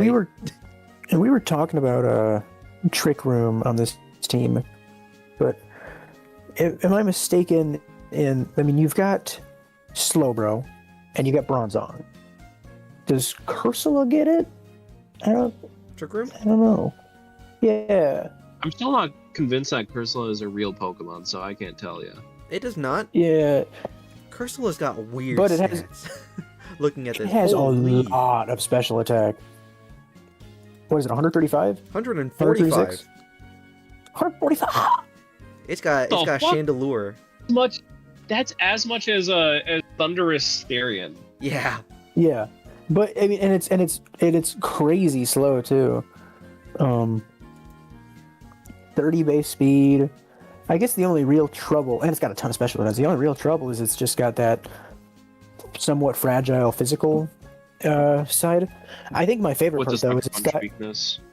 Yeah, I think my favorite part though is it's got a unique ability, Perish Body, where if you decide to make contact with it, i.e., Sucker Punch or Knock Off, or most of the things you probably bring for ghost coverage, there's a chance. I don't know how big the chance is. Wait. All the time. Oh, never mind. It's not a chance. It's always making contact with this starts Perish Song effect for itself and the attacker. So, I mean, like you want to be able to kill Cursula. Hey. And if you hit it, you're putting on a timer. that's terrifying. Malin just joined. Malin, if you would like to unmute yourself, what do you want to say about your team, since we're talking about it right now? I would like to say that my name is pronounced Malin. Malin! I'm so sorry. I've been saying it right. I've been saying it right. Okay. Sorry. Keep going. I really like the Okay. team I drafted. I think this team is really sick. I'm super excited to pilot this. What do y'all want to know? I don't know. We're just kind of yapping generally about things we like, maybe a few like holes we see in a team. That's kind of what we've been going through. But I know you probably don't want to point out holes in your own team, unless I you will not be feel like pointing it. out the holes in my team that are glaringly obvious, unless they're not, Yeah. in which case I'll shut up. I like. So Something that we haven't talked about yet is Shell Smash Crustle, which when you're talking about having non-Trick Room modes, is a pretty scary win condition to plan around whenever you face Malin in whatever the season. Yeah. Yeah, I was trying whatever. to think of what not playoffs is called. I guess the regular Yeah, season. yeah. Well, Thank- yeah. Thanks for pointing that out. I'm really, really happy with this Crustle pick. I think Crustle's I think it's a really sick pick that I got to sneak by really late. And I also think want it's to point out the- Longman. Yeah. was just Michael, you about to should I say think that. Longman is really. for- I think Longman is really sick. You should have made the graphic for Executor like poke into the one above it. I thought about it, but I didn't want to go too high. You can't see Glasteria because Executor, but yeah, I think Crystal is one of those lower tier picks that, as an opponent, when I'm building against the team, I might not even consider like a Shell Smash Crystal being the thing I go against, because I'm so preoccupied with trying to have every single like way possible to deal with this insanely powerful Trick Room team that a Shell Smash Crystal just kind of with shooting out a Rock Slide or something out of nowhere, it's gonna tear my team apart. Yeah, you just have Whimsicott with Tailwind, Prankster Tailwind in the back, and then, Crustle can live anything with Wrecker 30. Crystal just blasting you. Also, Armarouge is a interesting choice too, because it's got that weak armor ability. Mhm. Just yet another way to like become a fast Pokemon. Now, I guess technically, to William's favor, you could kind of get away with using Psychic Terrain on like Slowbro. Slowbro? Or Bronzong. Yeah, or Bronzong. But like you could, because they're slow. So even if you're not playing Trick Room, you could use Psychic Terrain, and now you've got like an Armarouge with Expanding Force online. Potentially with a weak armor speed boost. I don't know. There's a lot of choices here. Yeah, there's a lot of really neat little interactions I think I've managed to find in this team. A lot of neat interactions, a lot of things that are really hard to take out in one hit. Yeah. Trick Room is one of my favorite archetypes because completely flipping around the speed tier, or speed tiers. You can run minus speed natures on your Pokemon, so it's like you're giving yourself a plus speed and plus attack nature at the same time, which is really cool. Yeah, it also, I think the biggest benefit is it really screws with your opponent's psyche, because like, okay, I want my guy to go faster than you, but you're probably going to use Trick Room, so I should make my speed lower, but you're going to anticipate me thinking you're going to use Trick Room, so you're going to make your speed higher than my minimum speed, and then you're not going to invest anything else into it, and now you can fully invest in 2 other stats that you don't care about, or not that you do care about, like, now you've got full HP and attack, and now I'm screwed because I'm slower than you, and you're not using Trick Room, and I didn't allocate my stats right, and I have made a mess for myself for no reason. Yeah, this is going to be fun. I do think if there's one issue with this team, it's a little bit of a lack of support. You're kind of just have Bronzong and Whimsicott, and you don't have a whole lot of like redirection or fake out pressures. So there are some like central VGC like things that you're very used to playing around that you don't have to worry about when you're facing this team. But the sheer offense doesn't really make that feel very comforting. Yeah. Right. I mean, I guess one upside from an opponent perspective is Slowking. I keep calling it Slowking, Slowbro here. Again, being a Mega, you don't have to consider Terra, so you can confidently like bring a coverage move to hit it, and as long as Mega Slowbro is being used, I guess. But also because its item slot's being used up, you can think, okay, no chance there's going to be like a mental herb. I can taunt it to stop that Trick Room from going up.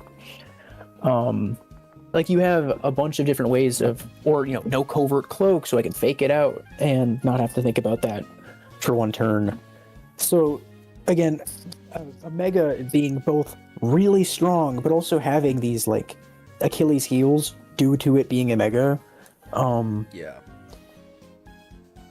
Well, that's the thing too, is that in this league, you don't have to run. You don't have to run Slowbro at night. You can. You can. You don't have to. So maybe you just don't bring Mega Slowbro. You just bring Slowbro. Yeah, I say like you can confidently bring like an electric move, but no, I'm running Terra Ground, regular Slowbro this week. Yep. With a mental herb, and now you can't hit me. You can't taunt me. I think Frisk is so good, such a good item to use against. Frisk is a really good ability to have against those Mega teams with a Mega Pokemon. This does bring up a question. This could be in the rules. I don't know, but if a Pokemon is holding their Mega Stone, but they don't Mega Evolve, could they Terra as long as they just continue to not Mega Evolve, or does holding the Mega Stone mean they don't get to Terra? So that's a thing built into Showdown. When you have a Mega Stone on something that can Mega Evolve, the button where the Terra button would be, it's replaced with the Mega Evolve button.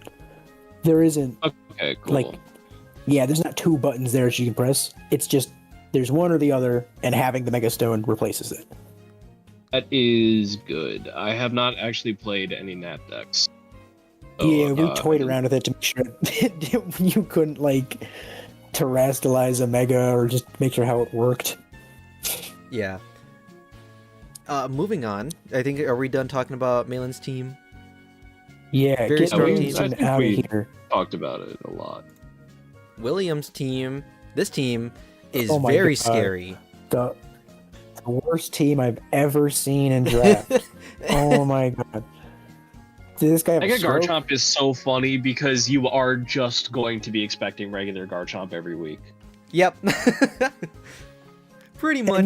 And yet you say that, but holy shit, Sandforce with Gigalith, and Gigalith is tied with Torkoal, I'm pretty sure, for speed, so you can like beat other weather teams with the slow setter, giving your Mega Garchomp that 30% boost to its damage with that crazy offensive stat. Oh my God. Yeah. Sandstream Sandstream. You said Sandforce. Sandstream on Sandforce.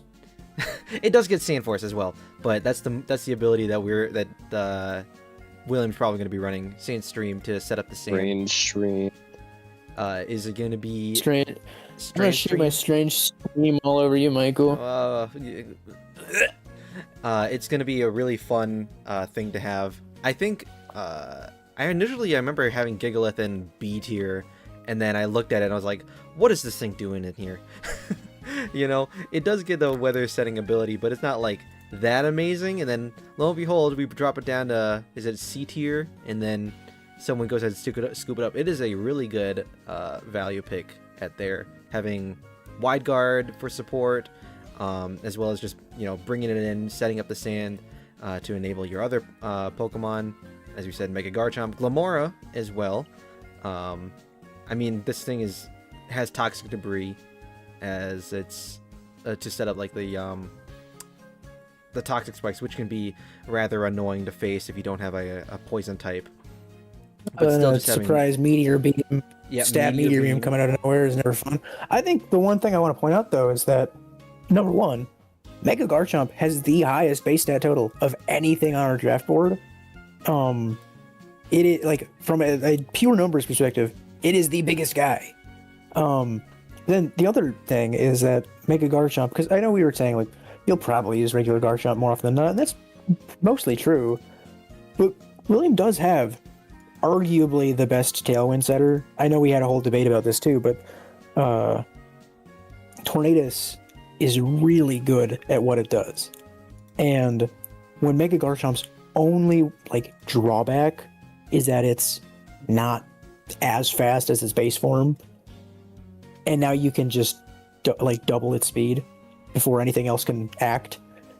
You've now circumvented its only real drawback. I think this thing is actually going to be pretty scary. Yeah. even in its mega form, and it doesn't even need to use it. Yeah. And Tornadus gets all the weather setting abilities, so it can get not abilities but moves, so it can just set up the Sandstorm manually if need be. If it's facing like a rain team where, oh yeah, the Pelipper's out now, well, too bad. Prankster, Sandstorm, now the weather's changed and Garchomp is fast, and then it just kills with like Rock Slide or something. Yeah. Can I hear things about this team? A little bit. Okay, hold on. William's talking. You go first. Harder. I think one of the scary things about this team is the win condition of just like almost a stall style where you set up the sand, you set up Toxic Debris, you have Mortal Spin to spread poison, and then you have these defensive mons like Eviolite Magmar is so bulky, Gastrodon is so bulky, Incineroar drops your defense, drops your attack and special attack with Parting Shot, and then you're just like getting whittled away by chip damage. And then Mega Garchomp is so bulky, even though part of like its speed stat goes to its bulk. So that's also something that you need to be like concerned about is, can you break through the walls? Uxie is 130, man. Yeah, I was in gonna both say Uxie. Defenses. It has Levitate as well, so Garchomp can. And Yep. It's spin. fast. Wait, is Uxie fast? Oh, that is pretty fast. Uxie's 95. Uxie is actually one of the low tier picks that I've had my eye on since like the beginning, and I was just like, this Pokemon seems really good as a support. Honestly, just like it can Calm Mind a few times, and then Baton Pass. It can set up screens. It can do a whole bunch of other things. Like it just. Oh my god, like screens! It can be its own. It can be its own setup. It can Baton Pass. It can store power. It can play support. It can basically do everything.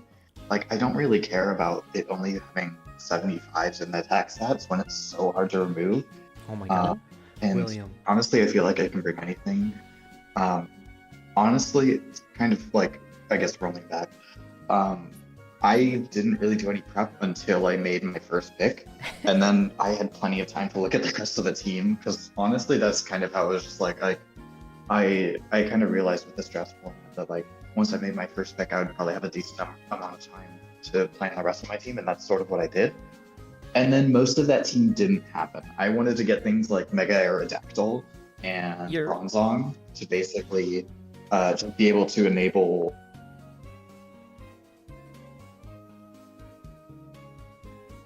But honestly, I'm kind of happier with how the team turned out.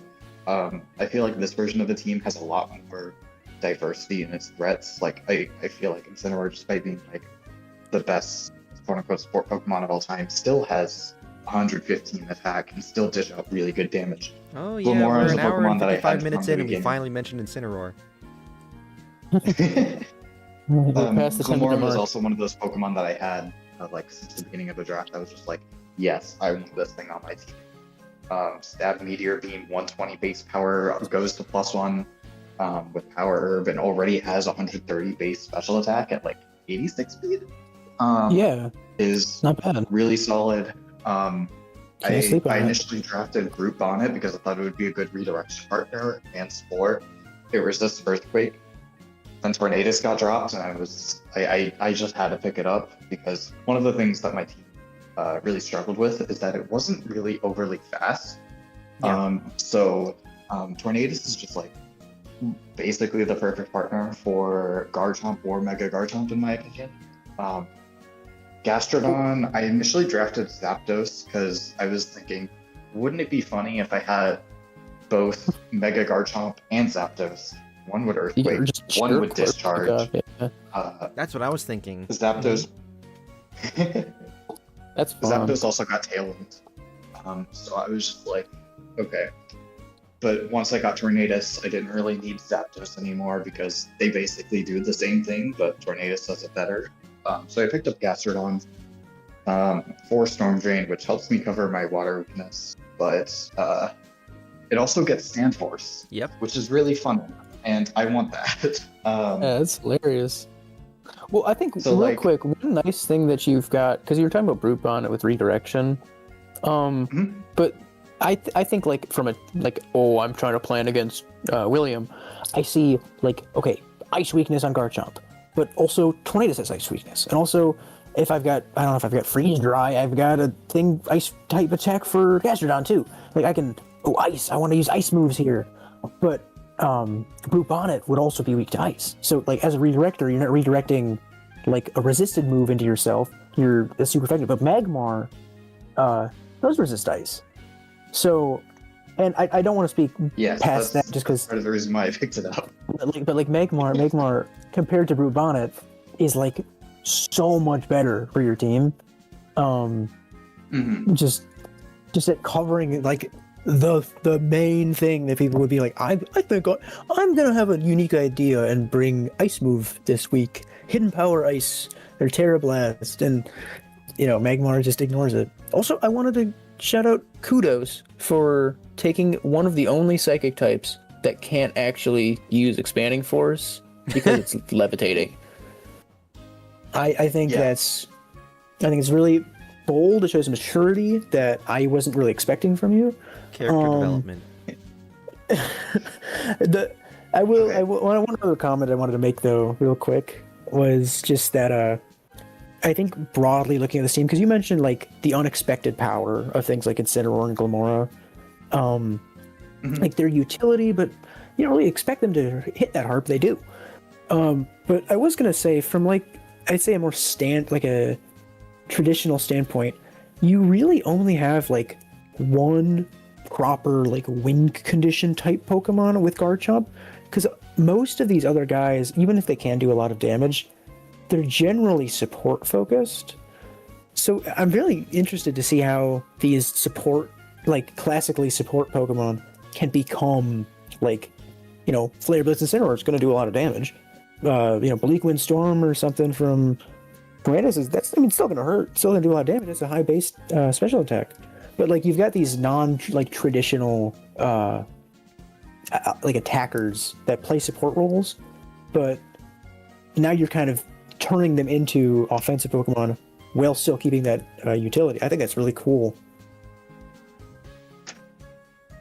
Yeah, no, I don't know. I feel like every every single, almost every single Pokemon in this team can like fulfill a variety of roles, and I'm really happy with how it turned out. Sheer Force Liquidation. I was gonna mention. Can I be honest with you guys? What is Sheer Force? I've never heard of that ability in my life. Yeah, Connor. I have no fucking idea what Silvally does. I know nothing about this shit. Okay, let me put you on. Let me put you on Silvally real quick. Silvally Michael and I spent so long picking which tier every Silvally went in, and no one took any. I'm so glad someone has a Silvally on their team. I was very close in picking up a Silvally, but all the Silvallis in D tier were garbage for my team. Anyways, Silvally has stupid coverage, like coverage out like the wazoo. Up the Dragon, wazoo. fire, grass, ice, dark, psychic, good ghost, rock, water, electric, bug. It's got so much coverage. It has Tailwind support. It has Parting Shot support. It has multi-attack, which is a 120 base power move, physical move that changes its type based on its memory. No drawbacks. Yep, no always drawback hits. either. Icy Wind It support. gets Thunder Wave. It gets Thunder Wave as well. Snarl Gets for Snarl. support as well. Yep. U-turn if you really want to.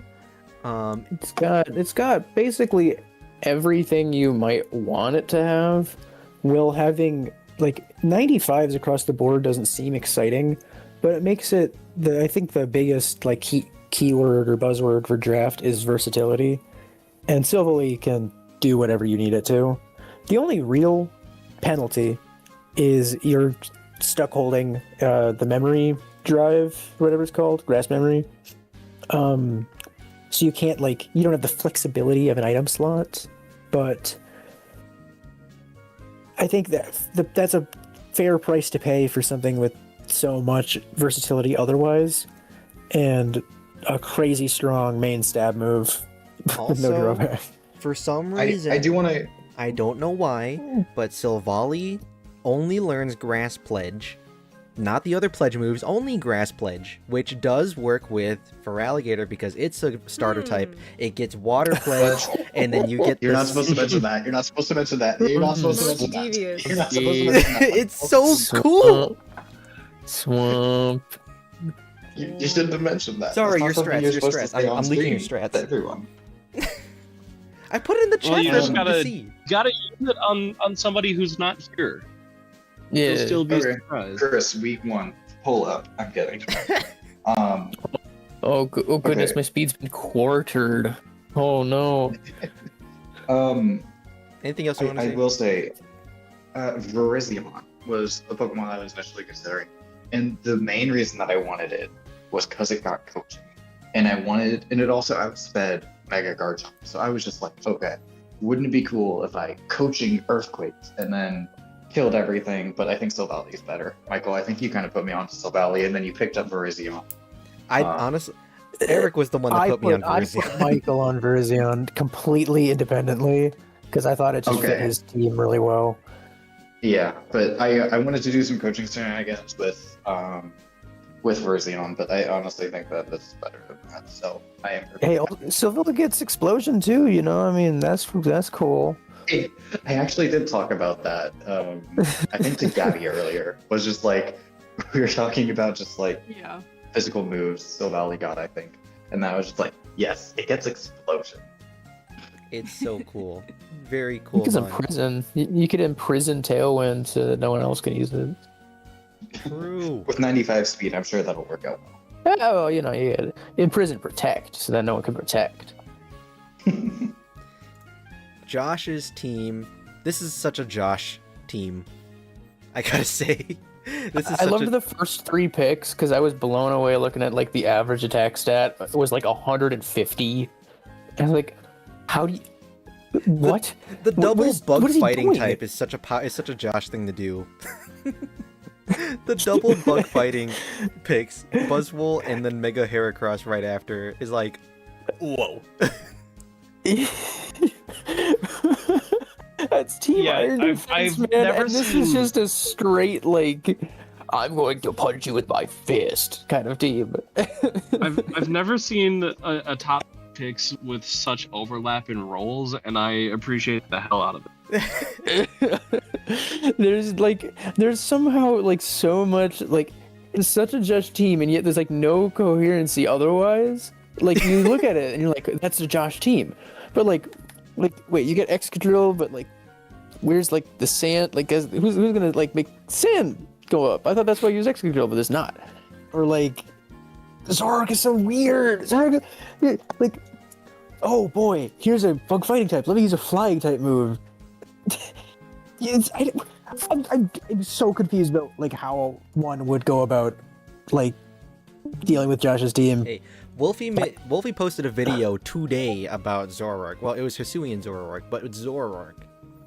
And a lot of that video.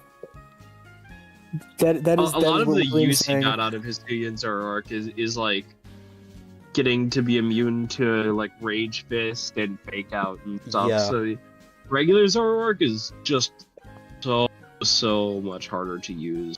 Yeah, but you can have something that looks like Buzzwole, but is secretly Prankster immune. And I guess actually Psychic immune too. True.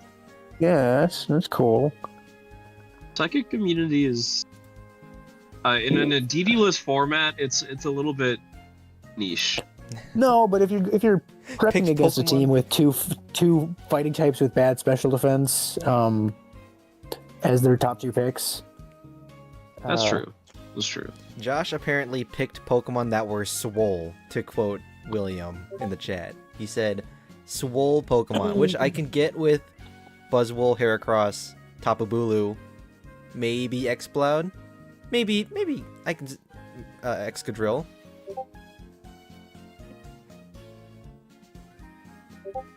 Yeah, I feel Reuniclus is swole. Reuniclus, I'll die on that hill. Reuniclus is pretty swole. I gotta say though, I think it's Zoroark, Jugulus, Malamore. These guys are lanky, man. These guys are lanky. I don't really know what to say. I like Malamar, I guess, as a low tier pick. With Contrary, you can do some topsy-turvy shenanigans. Oh, yeah, we got that Contrary Koopa type in. superpower. Contrary superpower. You can side parting shot your own Malamar. I don't know if he gets any parting shot mons. Yes. I'm grateful we got Jugulus back on the team. I don't think anyone's had a mascot that they have been glued to quite as Josh has been to Jugulus. Yeah, I think Jugulus actually can do pretty well with It's a good Pokemon. booster energy to just outspeed things. And then even without Prankster immune Tailwind Setter. Yep, Prankster immune Tailwind Setter. It can just focus as an offensive and defensive offensive Mike, and support Pokemon. Can you put the screenshots that William has like on the stream? On the stream? Or something? I can try that. We want to like have these read out because these are awesome. Hold on.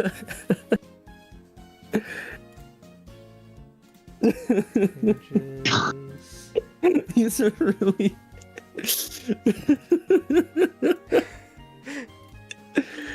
Oh boy. This one here. Oh wait, no, I already got this one. I need to do.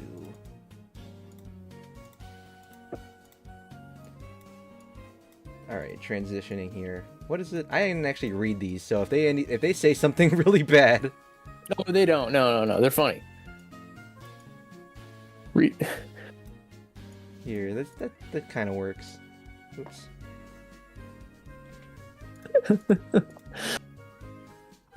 I don't know if Brute Bonnet matches my team theme. How big are his arm proportions compared to his leg?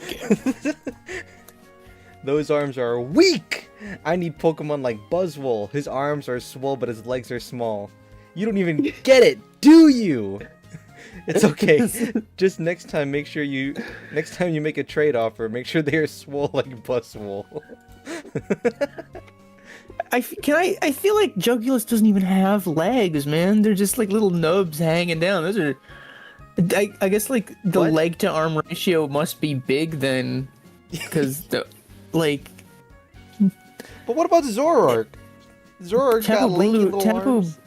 Tapu Bulu doesn't even really have legs, so I guess it's all arms. So is Rhinoceros. Okay, I can see it. For some of them. God, yeah, this is definitely one of Josh's teams of all time. Yeah. No, you can take this stuff off the stream now. I'm done looking at it. Okay. Shall we move on? Yeah, whatever. Yeah. Eli. Who's not? Oh, Eli. Eli's deafened. But blinked on and off for a second. Him. This is another team that is very scary. I am entirely just confounded by this team. I really wanted fucking Corviknight. I was mauling when Eli picked it. Eli's back. Eli, what do you got to say for yourself, huh? Punk. The world will never know. I guess not. See, here's my trouble, right? I'm really thirsty, and I've got this glass on my desk, but it had like fruit water in it. Like there's like water with fruit in it. But the fruit's all gone bad because I left it sit there for a couple days. And I'm like, I'm so thirsty. I keep looking at it, but it's like straight up rancid water. And I tried to drink it, and I almost threw up. But like, I'm so thirsty. And it's just sitting right there. Fucking water, dude. You can it comes leave. out of the fucking sink. The what? Water. It comes out of the sink. Go to the sink and get water. I'm not rich, man. We don't have those here. You don't have available tap? Listen, I've got my fruit water, and it's sitting right there, and I'm looking at it, I'm thinking, okay, if I drink it, I'll throw up, but I'm thirsty. Oh, hey, Eli. Can we kill Eric? Alright, what was that? Eli, we're talking about your team right now. What do you want to talk about your team? Do you want to say anything about it? Do you like it? Do you hate it? What do you think? Oh, I am actually a very big fan of my team. I won't lie. It's kind of funny because the second I saw where Smeargle was, he was my first pick immediately on my draft. I didn't care about anything else. He was my first one. Nobody used Smeargle last season, right? I don't think so. I don't think nobody. Smeargle is really hard to use, but also even harder to plan around. Chris is a big Smeargle fan. If anybody would have used it, it would have been Chris, I think.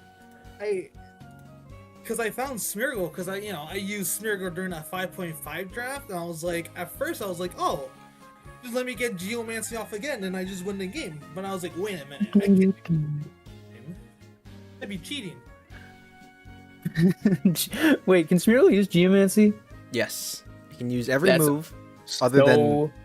Great, that's so funny. Dark Void, I Chris think. can't learn Dark Void. I was like, I don't want Dark Void. Please use Geomancy. Smeargle was my first pick for sure, because in a thing like draft, he's just too unpredictable, in my opinion. Yeah, unpredictable, nightmare team build against, and I've been saying this, versatility is the game. And Smeargle, man, it can do anything. Geomancy, Baton Pass. One of the things that really stands out about this team to me is the double fake outers in Scrafty and Thwacky, who are both like really pretty incredible mons in a draft format. They both have insane utility for what they cost. I absolutely agree. Because it's kind of funny. When I was team building, my last pick, like in my mind, was the S tier mon. And I went from Smeargle, and I was like, alright, I have Smeargle, but I went Incineroar? No, there's other options. So I was like, Scrafty, he's also there in B? Alright, I'll take Scrafty. I was like, alright, what's in C tier? Because someone took fucking Rillaboom, the bastard. Oh, Backy's in E tier? I'll take that for sure. Hello? I love Thwacky. I used Thwacky in I think season 4? Thwacky's awesome. I mean, it's like basically Rillaboom. Like, it's almost as good as Rillaboom, and you don't even have to use like the high tier pick for Rillaboom. Exactly. because I say this because I watch, because I've been like catching up with a lot of like VGC stuff and like Wolfie videos, and thank the Lord, Wolfie made his fucking drafts video not too long ago, and he was like, yo, what can I choose that's good but not super like high tier yet? I can do what I want to do still. And I was like, I want to do that too, and that's my entire build for my team, and I think it turned out really, really well. I've done a couple test games against Michael, no spoilers, and I loved it. It was so fun. Yeah, very good team all around. I think having 2 Pokemon that can deal with Intimidate is very good. With Corviknight obviously having Mirror Armor to bounce back Intimidate drops, and then Galarian Zapdos being able to absorb them and turn them into attack boosts is very strong. Galarian Zapdos is crazy. Yeah, Galarian Zapdos is crazy good. It gets Tailwind as well. Yep, Tailwind as well, so it can be a support mod, but also has crazy offenses as well, and being fighting flying, very good for his team that kind of, I wouldn't say he has a fighting type, and he does have Tyranitar, but looking at it, kind of, other than Tyranitar, lacks that physical offense? Maybe? I mean, he doesn't... Yeah, so... There's a lot of physical offense here. There's quite a few physical offense, but, like, Zapdos is, like, fast. Oh, wait, or Ogerpon. Ogerpon is really good physically, offensively fast. True. I was just looking at the top 5. So, very good pickup from that. Espeon and Espathra, though, I think those are really good, too. I mean, we saw Espeon thrive with Psychic Spam, but I think it can work outside of that too, especially with Natdex giving it a lot more moves that it can use.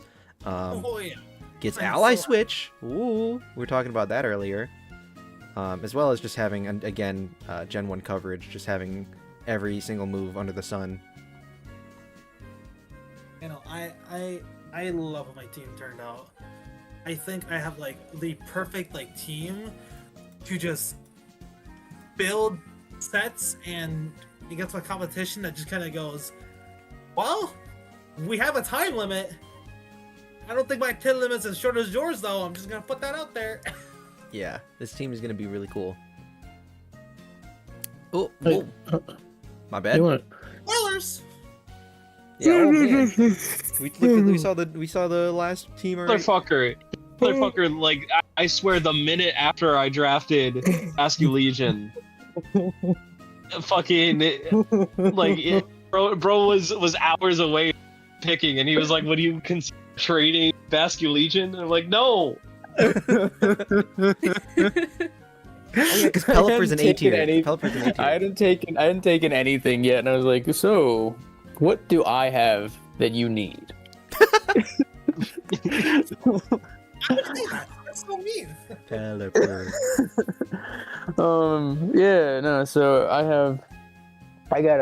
like my team a lot. I have like a rain team. I think Kingdra is like 80% as good as Basque Legion. And that's a fact.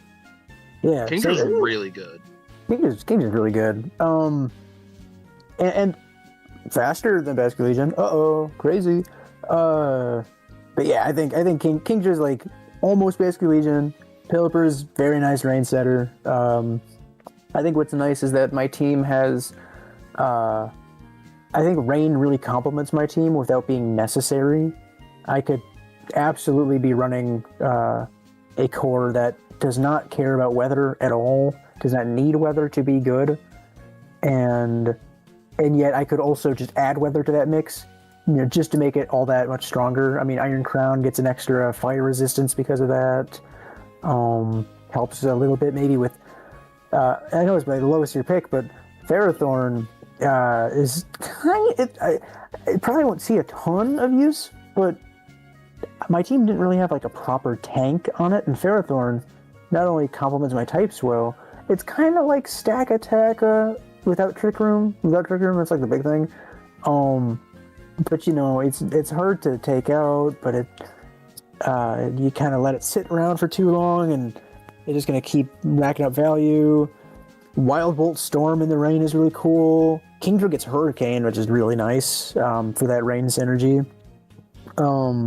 Iron Crown is basically like my Archaladon replacement, which is another, rain team staple. I don't get Electroshot, but I get, a fast, strong, good defensive typing and like a steel type. Conkeldurr is sweet. I mean, it's kind of just like Ursaluna at home, I mean, I might not get the same like stab facade, but it's got crazy good like physical offense and bulk. World champion, by the way. True. Yeah. I really like Conkeldurr. It does what it wants to very well. It doesn't. You kind of got to respect. You kind of got like when you're playing against it, you kind of got to respect it because that thing can hurt. It can hit you. Can hit you hard. I like Raikou because of Natdex. Raikou gets a ton of moves and Inner Focus, which is just always great to have. Like I could. Nice. Thanks. Like, and if I wanted to go for more of like an electric oriented route. Sorry, I was yawning. I've got Raikou and Thundurus as like a pairing there, but I could also go for like a more of a water oriented thing, or like I got a lot of options. I like Brooksish. Just kind of. It's ugly. It's oh god. I mean, there's lips. Aslink is such a good ability. It sucks that you have to use the ugliest motherfucking Pokemon ever put to existence. I gotta be honest. Call me crazy. I don't think Brooksish is the ugliest Pokemon by a long shot. I was actually talking to Michael the other day. I was really thinking like, maybe I think Quaquaval will be really good with my team, but I literally can't take it because I think it's so ugly I could never use it. Yeah, Eric, you can't say that on stream. You're gonna get canceled. I hate Quaquaval. You're just homophobic. No. Well, okay. I mean, for one, it like starts as like a duck and then turns into like a peacock. That's so weird. It's supposed to be a duck. I wanted a duck, but also, like, why is it dancing like that?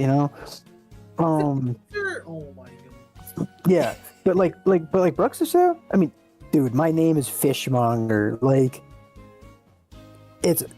I mean, I kind of gotta like it, and what's great about Brooksish? I'm gonna glaze Brooksish real quick. Gross. I'm gonna shoot ropes all over Brooksish. Clip that. Somebody clip that. Got you. It's got a nice speed tier. Wave Crash is just like great to have as like an extra coverage move. But because of Dazzling, whether or not I bring it to a given game, it exists and it does actually kind of work well with like a rain team because of the inherent synergy of being a water type in rain. You're thinking, oh shoot, how do I deal with Swift Swim? Okay, well I can fake out to like stop that because it's too fast for me to hit. But you can't fake out if Brooksish switches in. And it makes everybody have to like reconsider like, okay, how might I want to try to approach this team if priority is something I even want to try using. I'm one of the only two people that has priority blocking as like an ability this season. So I think Brooksish actually kind of, and it got Trick Room. In case someone else is using Trick Room, I can like turn it off if I want. I mean, it's not super reliable, but I could do it. But actually, on the Trick Room front, we get to the star of the show, the real ace of my team. Thanks for highlighting it on the right side, because I've been waiting to talk about it. Foongus is everything, guys. I don't think you realize this. Regenerator? You don't need I Regenerator. so. You want Effect Spore, man. You want Effect Spore. Because what Foongus has, unlike stupid Venonat with that 3% chance to miss its sleep move, Foongus gets Spore. Foongus gets Rage Powder. It gets Pollen Puff for team healing, right? Okay, already off to a great start. What else does Foongus get? Well, it's the slowest thing in the league. What? Crazy. That means it's the best Trick Room Pokemon. Like, that's just... I mean, come on. It's the best Trick Room Pokemon because it's the slowest. That means it's technically the fastest. I mean, I look at Foongus and I see Regieleki, right? Like, I mean... I mean, it's really What's fast. this guy talking about? But also, like, you've got He's going crazy, man. But like you've got Effect Spore too. Like Effect Spore is such a good. Effect Spore is such a good ability because when you rage punch, just alter this man's brain chemistry. When you like if people pick Magmar because like, oh, they're gonna burn when they hit me, but Fungus, you redirect your hit into it, and now you could get paralyzed, you could get poisoned, you get put to sleep just for hitting it, just for hitting Fungus. 30% chance. Like Dire Claw. Yeah, just for punching me, right? Like, and like again, you see Fungus on the team builder, and you're like, well, shoot, man, maybe I should bring safety goggles. What if I don't even want to use Fungus? Now you're using safety goggles. You're wasting an item slot or something. But then, even better, right? Like, you didn't think it could get better. You did, and yet. This Pokemon's the best Pokemon ever. It's the greatest. I'm telling you, Fungus is a cognito hazard. Don't look at Fungus. Don't look at Fungus. Get this. My favorite part about Fungus. I did a little bit of math. With Eviolite, Fungus takes 1.06 times damage, like compared to Amoonguss. So, it is with an Eviolite basically identical to an Amoonguss in terms of its like defensive bulk, despite what look like really bad stats.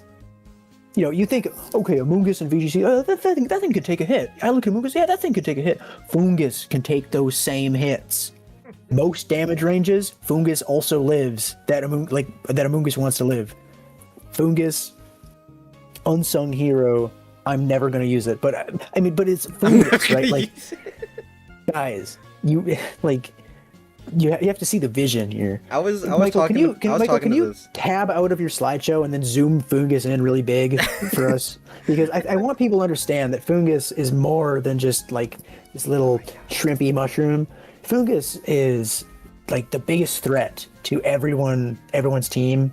Oh, I wanted you to like scale the image up. I can't. There you go. You can't click and drag like the. Oh, corner. you wanna click and drag? Okay, I see. Hold on. Yeah. So, but yeah, Fungus, I don't think you guys understand that, like, no, you're doing it wrong. Like, Fungus has this X factor, right? It's got this X factor of, you see it and you're thinking, what a loser. I don't have to think about Fungus, and then boom, puts you to sleep, and I win. Or boom, rejects your attack, then you hit it with a contact move, get put to sleep, I win. Oh, let me use Trick Room against Eric. Now Fungus is the fastest thing ever, and I win. Like, there you go. He's giving Weavile a little kiss. So yeah, that's my Fungus talk. I was talking about this earlier. I found it. I think it's weird how sometimes to think that Eric just has like, he was once like a baby and like he had a family that like cared for him and like nurtured him. And I turned out like this. And they turned out like this. Dude, those spores, man. Eric, are you a parasite in disguise? Is that what's going on? No. And you should let me cover you with my spores. What? Huh? All right. Gabby, we're moving on. I feel like that's enough time. Gabby sniped Oranguru, which was like the cornerstone of like my strategy that in my head. Whoa, Trick Room team. Oh man, Airy fucking Trick Room team. This is a great team. Torkoal, Ursaluna, Farigiraf. Oh my god. With Charizard, I bet Gabby saw one calc of Specs Charizard Solar Power and was like, I'm gonna base my entire personality off of that. You're giving me too much credit. Terrifier on top of that, man. Let's just see the damage roll in. Oh, man. Charizard, my favorite Pokemon, by the way. But you are giving me way too much credit.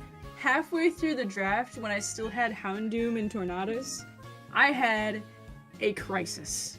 I looked at my team and I'm like, this fucking sucks. I hate this. And so I went to my group chat with Jake, William, and Eli, and I'm like, guys, please help me. And so,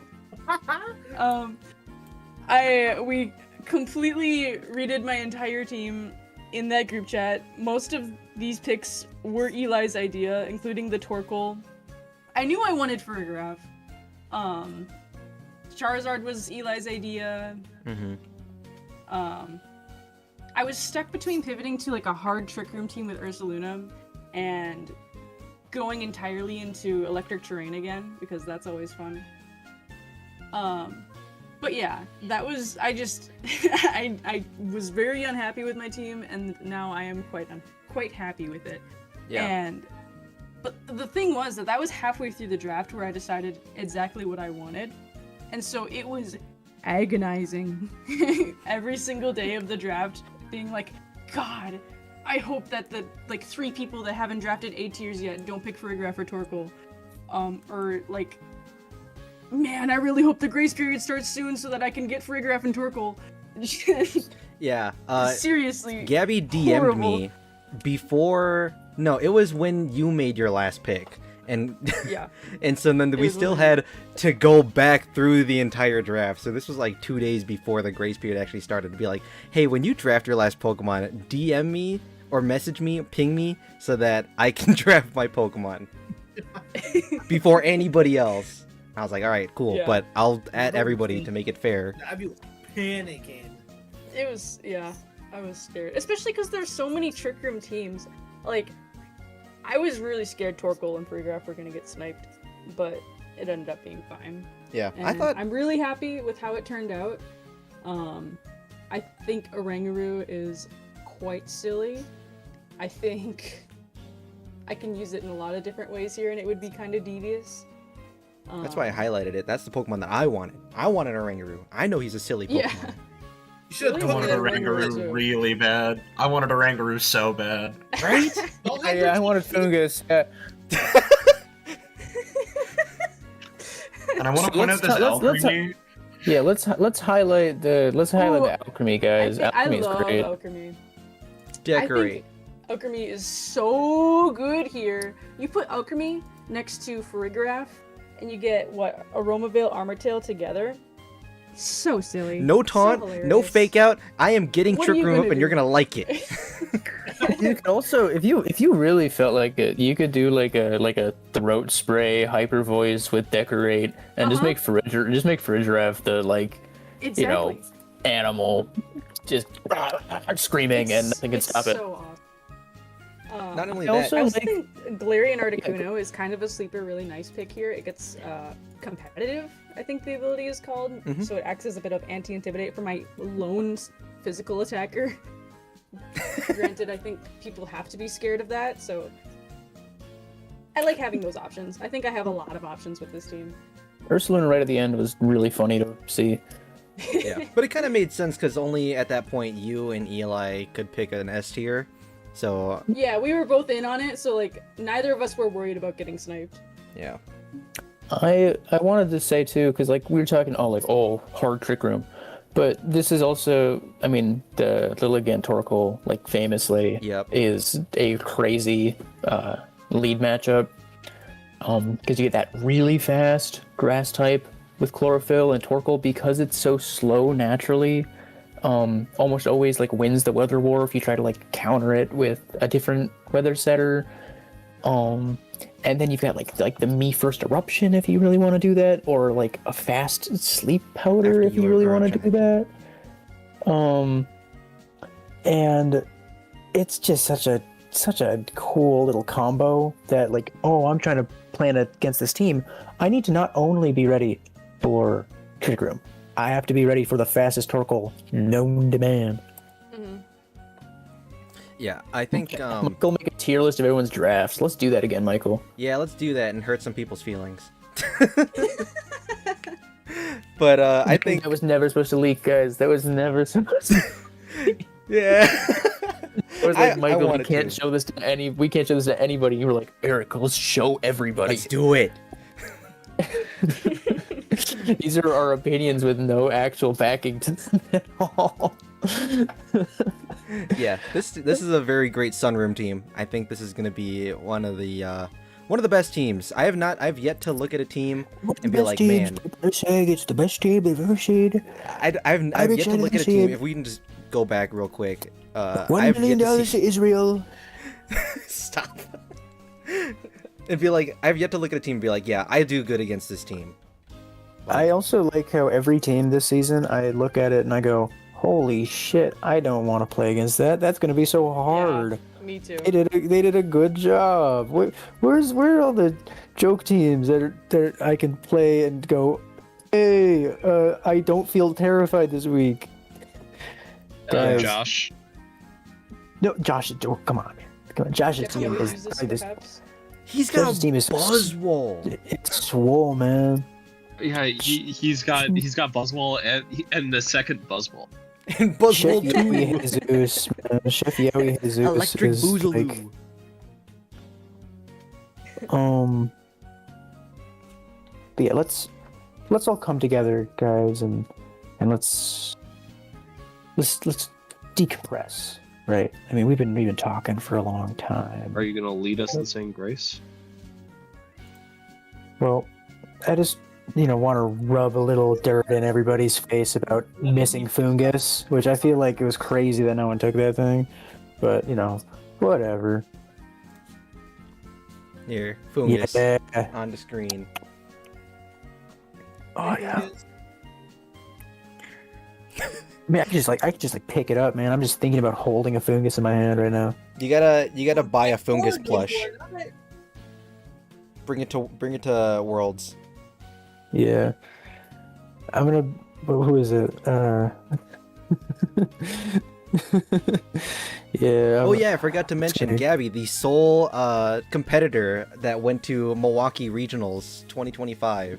Yeah. Oh yeah, I did do that. The only one of us Who said that? Wasn't me. in-person experience. Yeah, the only one that actually was went to a awesome. tournament. I feel like they have a natural advantage over us. Using Well- that experience from regionals to So yeah, let's put a lot of pressure on Gabby, so that way they do worse this season. absolutely. Makes it easier for us. To be fair, it was Eli's team through and through. He farmed the Mons and traded them to me the night before. Excellent. it was great. We sat in Showdown for a few hours, a couple days before, and he taught me everything on how to use it. And I'm like, this is great. And then I, at one point, was 4-3, which was pretty cool. Hey, you You're went only positive. 4'3". I think I won 4. Maybe it was 3. I didn't end up positive. I ended up at Oh, 4. 4-4? I think it was 4-4. I didn't I realize you didn't were go even. short. Maybe it was That's crazy. 3-5. I can't remember. I was positive at one point, and I was really, really happy about it. So Michael, I think now as a conclusion, you should pull up the only thing that really matters, which is the top to bottom ranking of our drafts. You mean Seen the thing that you did? Seen on the stat sheet. Oh yeah. The ranking, because a tier list that's subjective, right? But this is an objective mathematical ranking. Oh, right there. I mean, There if you is. see it So on we- the stream, I don't have it on the it's on the actual slideshow. it's on the YouTube, and that's what matters. Chris, Yeah, the let's go hero. highlight Chris. hero of this league, number one. You can't even see it because it's blocking half the screen. But yes, Chris Sweep. look at that. Number one most weaknesses, number one most resistances. That's me, baby. Yeah, Michael, you got that dichotomy. Yeah, how do I even have the most and the least? It's here. I can put a screenshot in the voice chat channel, but but yeah, let's. Yeah. I mean, what really even is there to say? I mean, we've got the winners, Chris, Connor, Eric, now we've got the losers, Michael, Gabby, Ben, Matt. Everybody else. Okay, but you know why this methodology is flawed? Because deeply. It's treating all types equally, when really all we need to do is see how many people resist and are weak to rock slide. Oh yeah. Oh boy. Guys, don't look at my team for that. Rock slide rankings when? Rock slide rankings. Yeah, if you guys want, I can go through and I can break some people's hearts and say, okay, this is, in my opinion, the best and worst teams. But I don't. Michael, go ahead. Go ahead, Michael. Do that. Okay, right now. Okay, give me 1 sec. Let me turn off the ranking here. So, okay, most people have 3 rock weaknesses. I'm not special. My opinion, I think best team. Eric has fungus on it. Honestly, in my opinion, my favorite teams are either Connor or Gabby's team. I feel like they have so much like that they can do with their teams. Lots of flexible strategies or flexible like Pokemon that they can do, as well as just having like a solid balanced core that they can bring every week without having to worry about, you know, it being countered or being countered too easily. I think next would probably be, let's see, I don't want to be too biased here. Well, I just like, I like Isaiah's team a lot just because of Hoopa being is crazy offensive, especially paired up with Meowstic to give it the fake out, but also psychic terrain, and just having a lot of options here. I like Isaiah's team a lot. I don't know if it would be like top 3, but just my personal favorite. I'd have to take a look at all of them individually. I mean, it's kind of biased, but I like my team. What did you post in here? Yeah, I like my team a lot. Please ignore it. Let's see. Top 3 then. In no particular order, Connor, Gabby, and Eric. You do have a pretty good team as well. I won't lie. Thanks. So does Eli and William. The more I look at Williams, the more I like it. William get mad at me for taking Tyranitar. Just want to put that out there. I like Malin's team as well. Like after talking about it, I start to like it a lot more. I don't know. I can't give a top 3. I know top 2 at least. What's your bottom? Bottom 3. I don't like. I'm gonna be honest. My team compared to all of the Eric's team. I mean, like he drafted an LCmon. Like, come on, guys. Shut up! It's good. It's secretly broken in this format. He don't drafted understand. an LCmon, and he's trying to. Unironically, I considered Fungus. I'm not lying. I considered Fungus. Yeah, I also considered Fungus. Because Connor has Venonat, and everyone's like, "Oh, Connor, you're so smart and strong and muscular and handsome and genius because you have Venonat and has a 3% chance to miss a sleep move." Fungus doesn't have that. Okay, but you see, Wolfie VGC, when he did drafted Venonat and not Fungus. Because he's an idiot. I'm smarter than Wolfie VGC.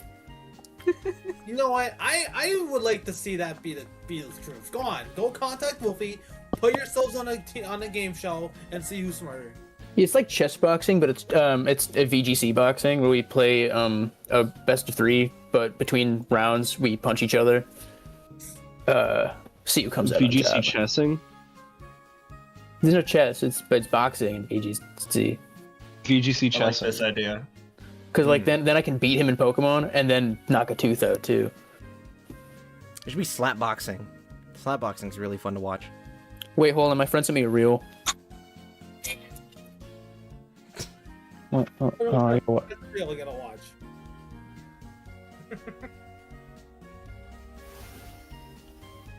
Yeah. Should we end this? It's been an hour, 2.5 hours, almost. Guys, Regidrago's on the screen. If you do not have a fairy tale on your team, you're done. Yeah. Good night, William.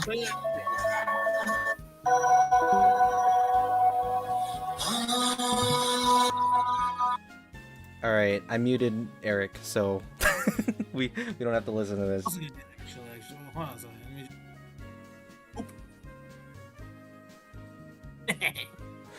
Does it? Wait, is that? Oh, I have to server mute. Sorry, hold on. There we go. Much better. I forgot what it was like to silence the voices. Voices. Oh no, he I'm a unserver muted different himself. person. I'm a different person. Don't. Eric sucks.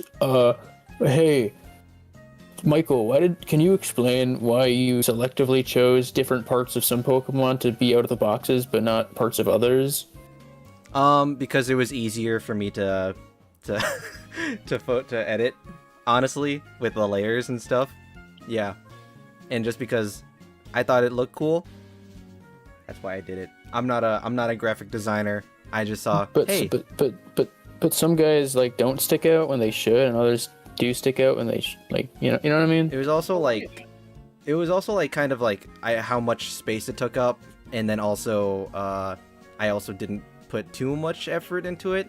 Some of them that I saw I did that I wanted to poke out, I did, but I also didn't want like Mega Aerodactyl's wings to like cover up Jirachi or something. Yeah, I mean you got like the tip of Morgrim's ear sticking out there. But like you didn't do Tinkaton's hammer, like come on, that's like a. I think that hammer is a more distinctive feature. You want to see how big Tinkaton's hammer? Who's got Tinkaton? I feel like the ear is less important than the hammer, right? You know? Look how big Tinkaton's hammer is. Let's reveal it. Let's see. Let's reveal. Okay, it's not that bad. It's if funny. I put Tinkaton's hammer, that's funny. You could have mirrored the image. Yo, yes, you can't hurt Gardevoir like that. What the hell? Then it would have bothered me. Like you could have had Drampa's neck like sticking out, but you just didn't. Then you gave up, right? Look, it looks cursed. If you flip it, it looks cursed. It looks the same. It looks cursed to me. It looks absolutely fine. You know what's cursed? You have the top of the hammer cut off. You could have had Galvantula's pedipalp sticking out. That would be great, man. But no, we hate Eric. Yeah, if I would have do it, it just like because then like I would have that, and then like oh now it's like leg is cut off, and I was like, you know what, I'll just. And he didn't even like, and Fungus isn't even sticking out of the box at all. Like dude, he just what do didn't I do with try. Fungus? It's like I just put all of it out Yeah, there. that right there. Yeah, that. Yeah. Oh, what do I do with it? And you do exactly what you should have. Plus, it looks like more like dynamic, you know. Like if you have this, it's like oh, it looks like Weavile's like. Actually, I didn't. Yeah. Oh, Iron Crown. Oh, its antlers are too hard to stick out of the box. Okay, well, this one I could have done that. You're right. Yeah. Someone doesn't care about his players. But then, like what? Guys, Like vote Bruxish? Eric for What am I gonna best do with TO. Bruxish? Vote Eric for best TO because he does like basically all the work. I wanted to do something with like Conkeldurr. Honestly, what I wanted to do as well is like Torkoal, but like then it's like. Anyways, I feel like we should end this. This is becoming nonsense. All right.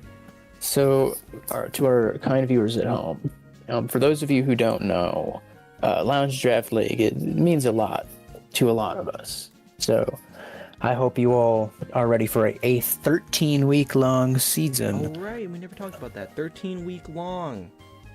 That's 3.5 months, including playoffs. Oh, almost 4 months. Assuming no breaks either. Yep. Oh boy. An entire semester of... A lot of Lounge Draft League is on the horizon. And I am so ready for it. I cannot wait for my first ever Lounge Draft League season. It's so much fun. It's... Oh, yeah. I'm so hyped. I'm so hyped to be here. Yippee! Way better than some other game show hosted by Ergsty. Sorry, Ergsty. Oops, Ergsty. I didn't mean to name drop it, but oh my god, I accidentally said Ergsty out loud, Michael. That's what you were thinking about, wasn't it? Yeah. Hey, I got an edition of Ergsty All Stars, the movie, now on DVD from Ben. Michael, I got a 15-year-old girl from you.